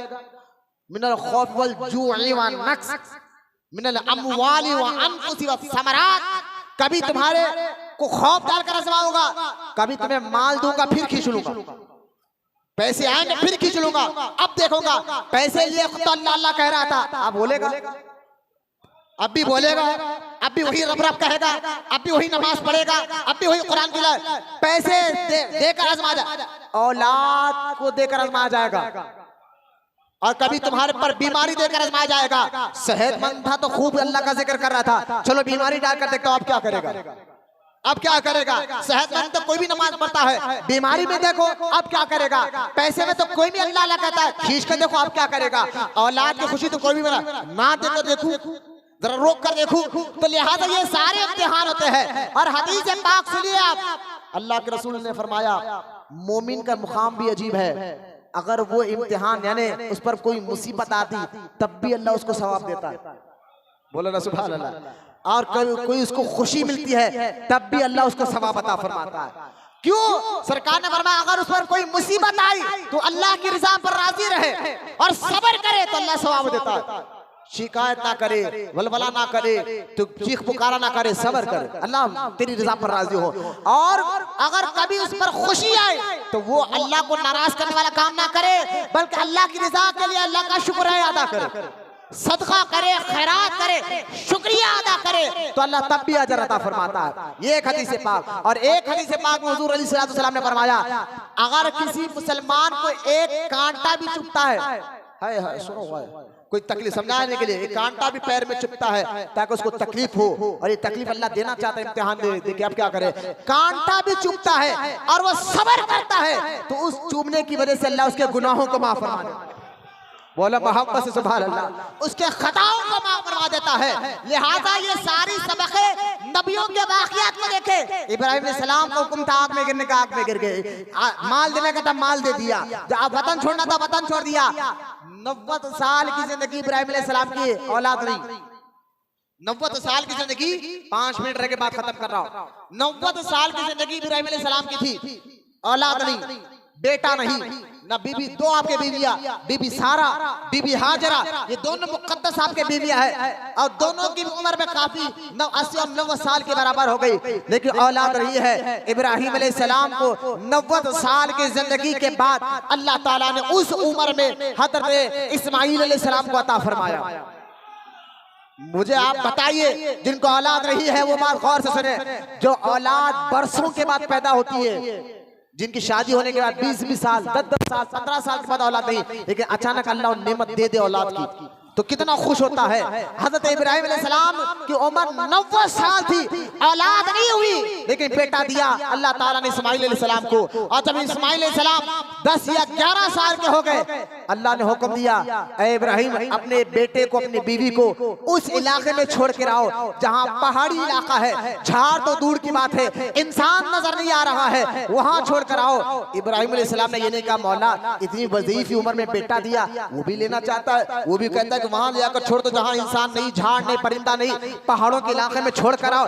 ये शिकायत अल्लाह से नहीं की, फौरन इब्राहिम अलैहिस्सलाम ने अपनी बीबी हाजिरा को लिया, बेटे इस्माईल अलैहिस्सलाम को लिया और फौरन इराक से निकले, मौजूदा काबे के करीब गए और जाकर वहां अपनी बीवी को छोड़ा, बेटे को छोड़ा, कुछ खजूरें दिया, कुछ पानी दिया और घोड़े में बैठकर पलटकर देखना भी नहीं चाहा। मोहब्बत देखे अल्लाह से।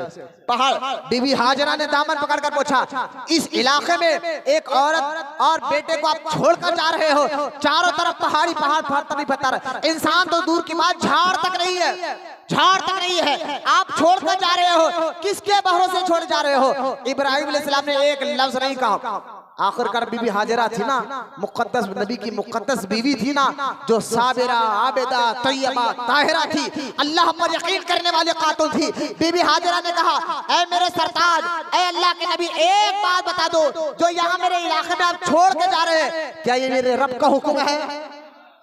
एक बात बता दो खाली, क्या ये अल्लाह का हुक्म है? हजरत इब्राहिम अलैहिस्सलाम ने इशारे से कहा, हाँ ये रब का हुक्म है। तो बीबी हाजरा सुकून में आ गई। हाय हाय, एक औरत को डर कितना होता है, कमजोर कितना है, लेकिन बीबी हाजरा देखिए इत्मीनान में आ गई। कहा अल्लाह का हुक्म है तो जाइए आप खुशी से, मेरा रब हमें जाया नहीं करेगा।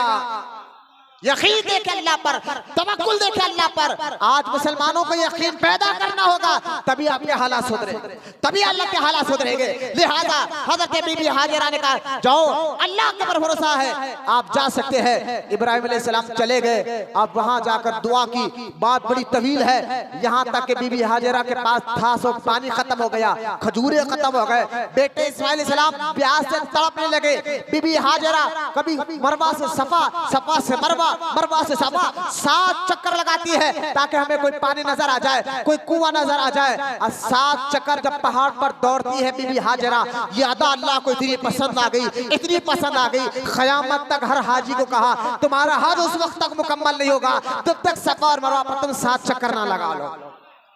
बोलो मोहब्बत से सुभान अल्लाह। इस वाक़ये पर मैं कई बातें बता सकता हूँ, इससे ये बात पता चल गया, अल्लाह ताला अपने महबूब बंदों को, दूर की बात है, उनकी अदाओं को भी जिंदा रखता है, उनके तरीकों को भी जिंदा रखता है। लोग कहते हैं वली खबर में जिंदा होते हैं। मैंने कहा तू माँ के पेट में 9 महीने जिंदा था? बोले हाँ। तो मैंने कहा जो रब तुझे माँ के पेट में 9 महीने जिंदा रख सकता है, वो रब वलियों को, अपने महबूब बंदों को खबर के अंदर करोड़ों बस जिंदा रख सकता है। बीबी हाजरा की इस अदा को आपने मुकम्मल सुना। खैर फिर आप देखे बीबी हाजरा जब 7 चक्कर लगाई, अल्लाह ने जिब्रील को भेजा कि जिब्रील जाओ उस जगह पर मारो अपना जहां इस्माइल अलैहिस्सलाम एड़ी लगड़ रहे हैं, अपने पैर की एड़ी लगड़ रहे हैं। आप आए अल्लाह के हुक्म से और अपना पर मारा और इस्माइल अलैहिस्सलाम की एड़ी से पानी निकलने लगा, जिसको जमजम का पानी कहा जाता है, जो आज तक है इंशाअल्लाह क़यामत तक होगा। बड़े बड़े रिसर्चदारों ने रिसर्च कर बताया इस पानी में शिफा भी है, ग़िज़ा भी है। बोला मोहब्बत से सुभान अल्लाह। ये पानी भूखे की भूख भी मिटाती है, बीमार को शिफा भी देता है। यहाँ तक के इस पानी में शिफा है, ग़िज़ा है, इल्म है, नूर है। ये किसका पानी है? ये इस्माइल अलैहिस्सलाम के मुक़द्दस एड़ियों का पानी है। ये अल्लाह के महबूब बंदों के अदाओं को अल्लाह जिंदा रखता है। मैंने कहा लोग वलियों से चिढ़ रहे हैं, अल्लाह के महबूब बंदों से चिढ़ रहा है। मैंने कहा जमजम क्यों पी रहे हो? ये भी तो अल्लाह के महबूब बंदे की एड़ियों का सदका है। सफा मरवा पर 7 चक्कर क्यों लगा रहे हो? ये भी तो अल्लाह के महबूब बंदे की अदाओं का नाम है। अरे मुकामे इब्राहिम के सामने नमाज क्यों पढ़ रहे हो, जिस पत्थर पर अल्लाह के नबी इब्राहिम अलैहिस्सलाम के कदमों के निशान है? मैंने कहा क्यों वलियों से चिढ़ते हो? मैंने कहा ना यहाँ बहुत से बातें बता सकता हो। फिर अल्लाह को हुक्म हुआ, ऐ इब्राहिम अब अपने बेटों को ले जाकर ज़ुबह करो। है बोलो सुभान अल्लाह, ये मेरा खलील है, अल्लाह के खलील है। लिहाजा इब्राहिम अलैहिस्सलाम हजरत इस्माइल अलैहिस्सलाम को लिए तैयार किया, सजाया और मैदान मीना की तरफ ले जाने लगे। और जाते जाते रास्ते में कहा बेटा ये अल्लाह का हुक्म हुआ है, मैं तुझे ज़ुबह कर दूं। इस्माइल अलैहिस्सलाम की उम्र 11 साल है। इस्माइल अलैहिस्सलाम, आप 11 साल का बच्चा क्या जवाब दे? अगर आप अपने बेटे को कहे 11 साल का चल बेटा है तो मैदान में लेकर काटना अल्लाह के लिए, वो क्या जवाब देगा? लेकिन इस्माइल अलैहिस्सलाम ने क्या जवाब दिया? कुरान कहता है, उन्होंने कहा ऐ मेरे वालिद, कुरान में जिक्र करता है ऐ मेरे मालिक वो काम करिए, आए है बोलो सुभान अल्लाह, वो काम करिए जिस काम का अल्लाह ने आपको हुक्म अता फरमाया है। और आपने फरमाया इब्राहिम इस्माइल अलैहिस्सलाम ने इंशाअल्लाह साबिरीन, इंशाअल्लाह आप अपने बेटे को सब्र वाला पाएंगे। आपका बेटा चूचा नहीं करेगा, चीख पुकार नहीं करेगा, पुकारा नहीं करेगा, सब्र करेगा।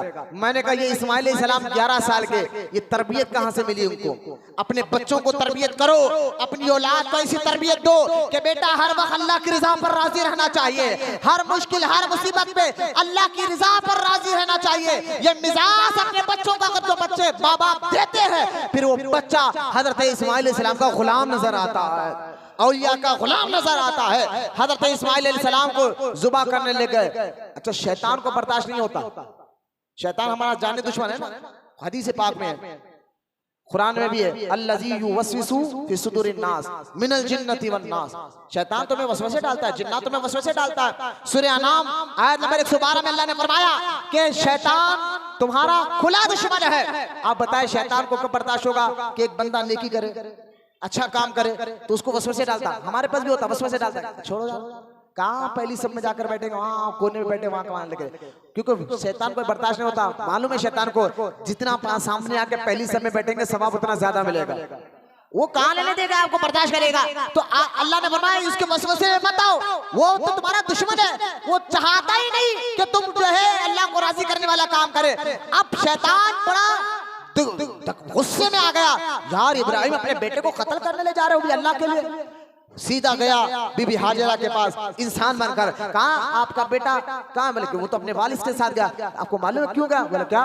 कहा वो कत्ल करने जा रहे हैं। हजरत बीबी हाजरा ने कहा कोई अपने बाप अपने बेटे को भी कत्ल करता है? सच बोलना पड़ा इब्लीस को। कहा नहीं, इब्राहिम को उनके रब ने कहा, उनके रब ने कहा। अब बीबी हाजरा की आवाज सुनो। मैं कहूँगा उन मुकद्दस औरतों, इन मुकद्दस खातूनों को, औरतों को चाहिए कि इनके तरीकों को अपनाए। छोटी मुसीबत तकलीफ में वाहवेला मत करे, परेशानियों में सर को घर पर ना उठाए, अब घर को सर पर ना उठाए, चीख पुकारा ना करे, शौहर की बेइज्जती ना करे। अंदाजा करे बीबी हाजरा ने क्या जवाब दिया? क्या ये अल्लाह का हुक्म है? एक इस्माइल क्या 1000 होते तो एक एक कर अल्लाह के नाम पर कुर्बान कर देते। ये कहकर बीबी हाजरा ने शैतान को अपने पास से पत्थर मारकर कहा, वो इस्माइल अलैहिस्सलाम के पास उन्होंने भी पत्थर मारा, इब्राहिम अलैहिस्सलाम के पास उन्होंने भी पत्थर मारा।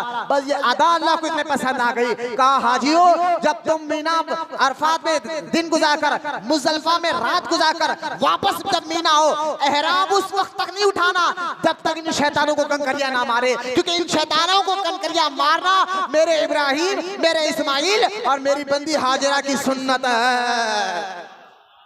मैंने कहा अल्लाह के वलियों को जिंदा रखता, वली खबर में अल्लाह वली जिंदा होते हैं। मैंने कहा ये वाकई हज क्या है? मैंने कहा अल्लाह उनकी अदाओं को तब जिंदा रखा। सोचिए बच्चे, नौजवान बच्चे गौर से सुनिए आप, उनकी अदाओं को अल्लाह अब तक जिंदा रखा। 2000 साल पहले शैतान को कंकरी मारी थी, अब तक हर हाजी मारता है, इस वक्त भी मारता है। मैंने कहा उनकी अदाओं को जिंदा रखा तो वो वली भी अपने खबर में जिंदा होते और अल्लाह की दी हुई ताकत पावर से लोगों की मदद भी करते हैं। खैर कुर्बानी के लिए लिटाया, अल्लाह का हुक्म हुआ, जन्नत से दुम्बा आया, इब्राहिम अलैहिस्सलाम के पास इस्माइल अलैहिस्सलाम हटाए गए, दुम्बा जुबा हो गया। अच्छा, जब दुम्बा जुबा हो गया ना, इब्राहिम अलैहिस्सलाम ने आंख खोली तो इस्माइल अलैहिस्सलाम ने भी आंख खोलकर कहा अल्लाह अकबर, अल्लाह अकबर। इब्राहिम अलैहिस्सलाम ने दुम्बे को जुबा होते कहा ला इलाहा इल्लल्लाहु वल्लाहु अकबर। जिब्रील अलैहिस्सलाम ने कहा अल्लाहु अकबर वलिल्लाहिल हम्द।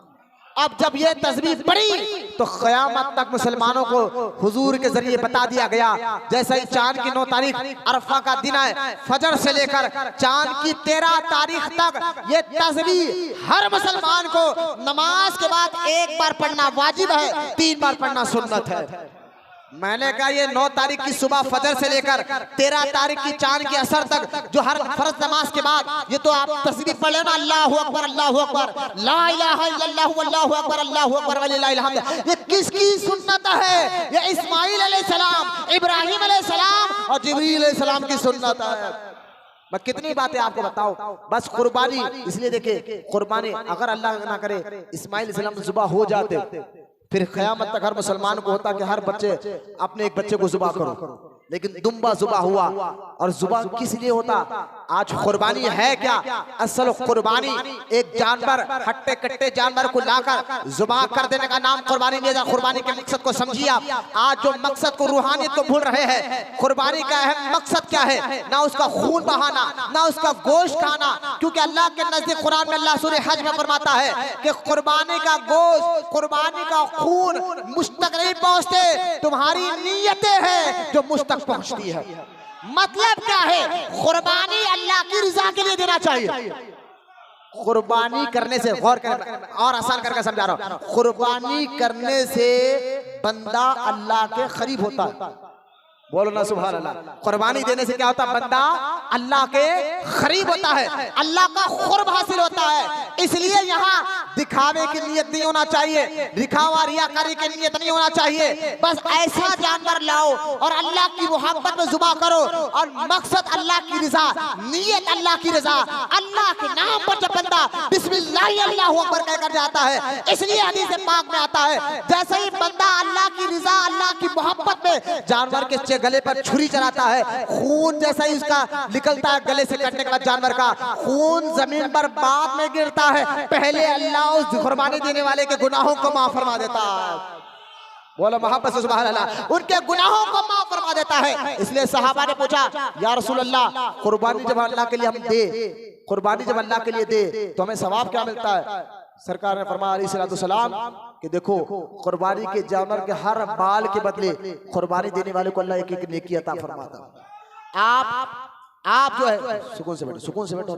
लिहाजा आप गौर करें, एक कान पर जानवर के, बकरे के हो बकरे के, आप सिर्फ कान के बाल नहीं गिन सकते, पूरे जिस्म के बाल क्या होगा? तो लिहाजा, लेकिन शर्त क्या है?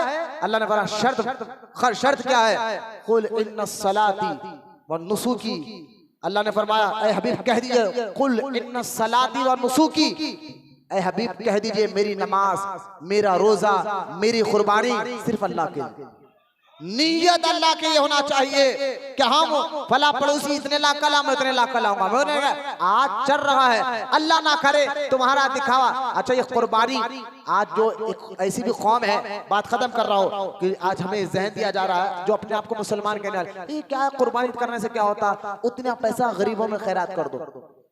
ताजुब ऐसा बोलने वाले नाम के मुसलमान भी आपको नजर आएंगे।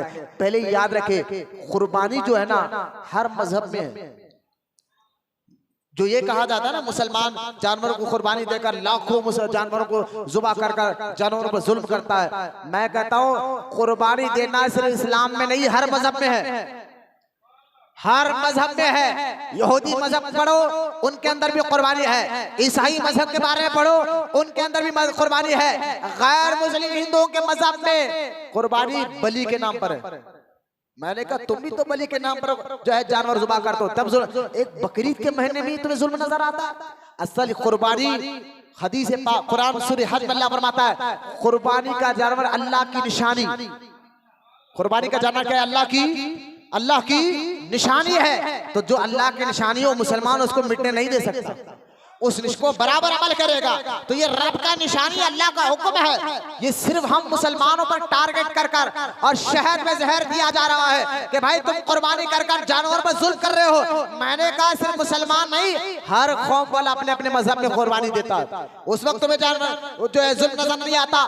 पहले इन जलीलों को पहचानो आप, जो हमारे अंदर शहद में जहर देना चाहते हैं। चाश्त की नमाज पढ़ लो, आपकी कुर्बानी अदा हो जाएगी। ना, हदीस में हुजूर ने फरमाया, कुर्बानी के दिनों में अल्लाह के यहाँ सबसे ज्यादा पसंदीदा अमल अगर अल्लाह को कोई है तो अल्लाह की राह में जानवर जुबा करना, अल्लाह के नाम पर जानवर जुबा करना।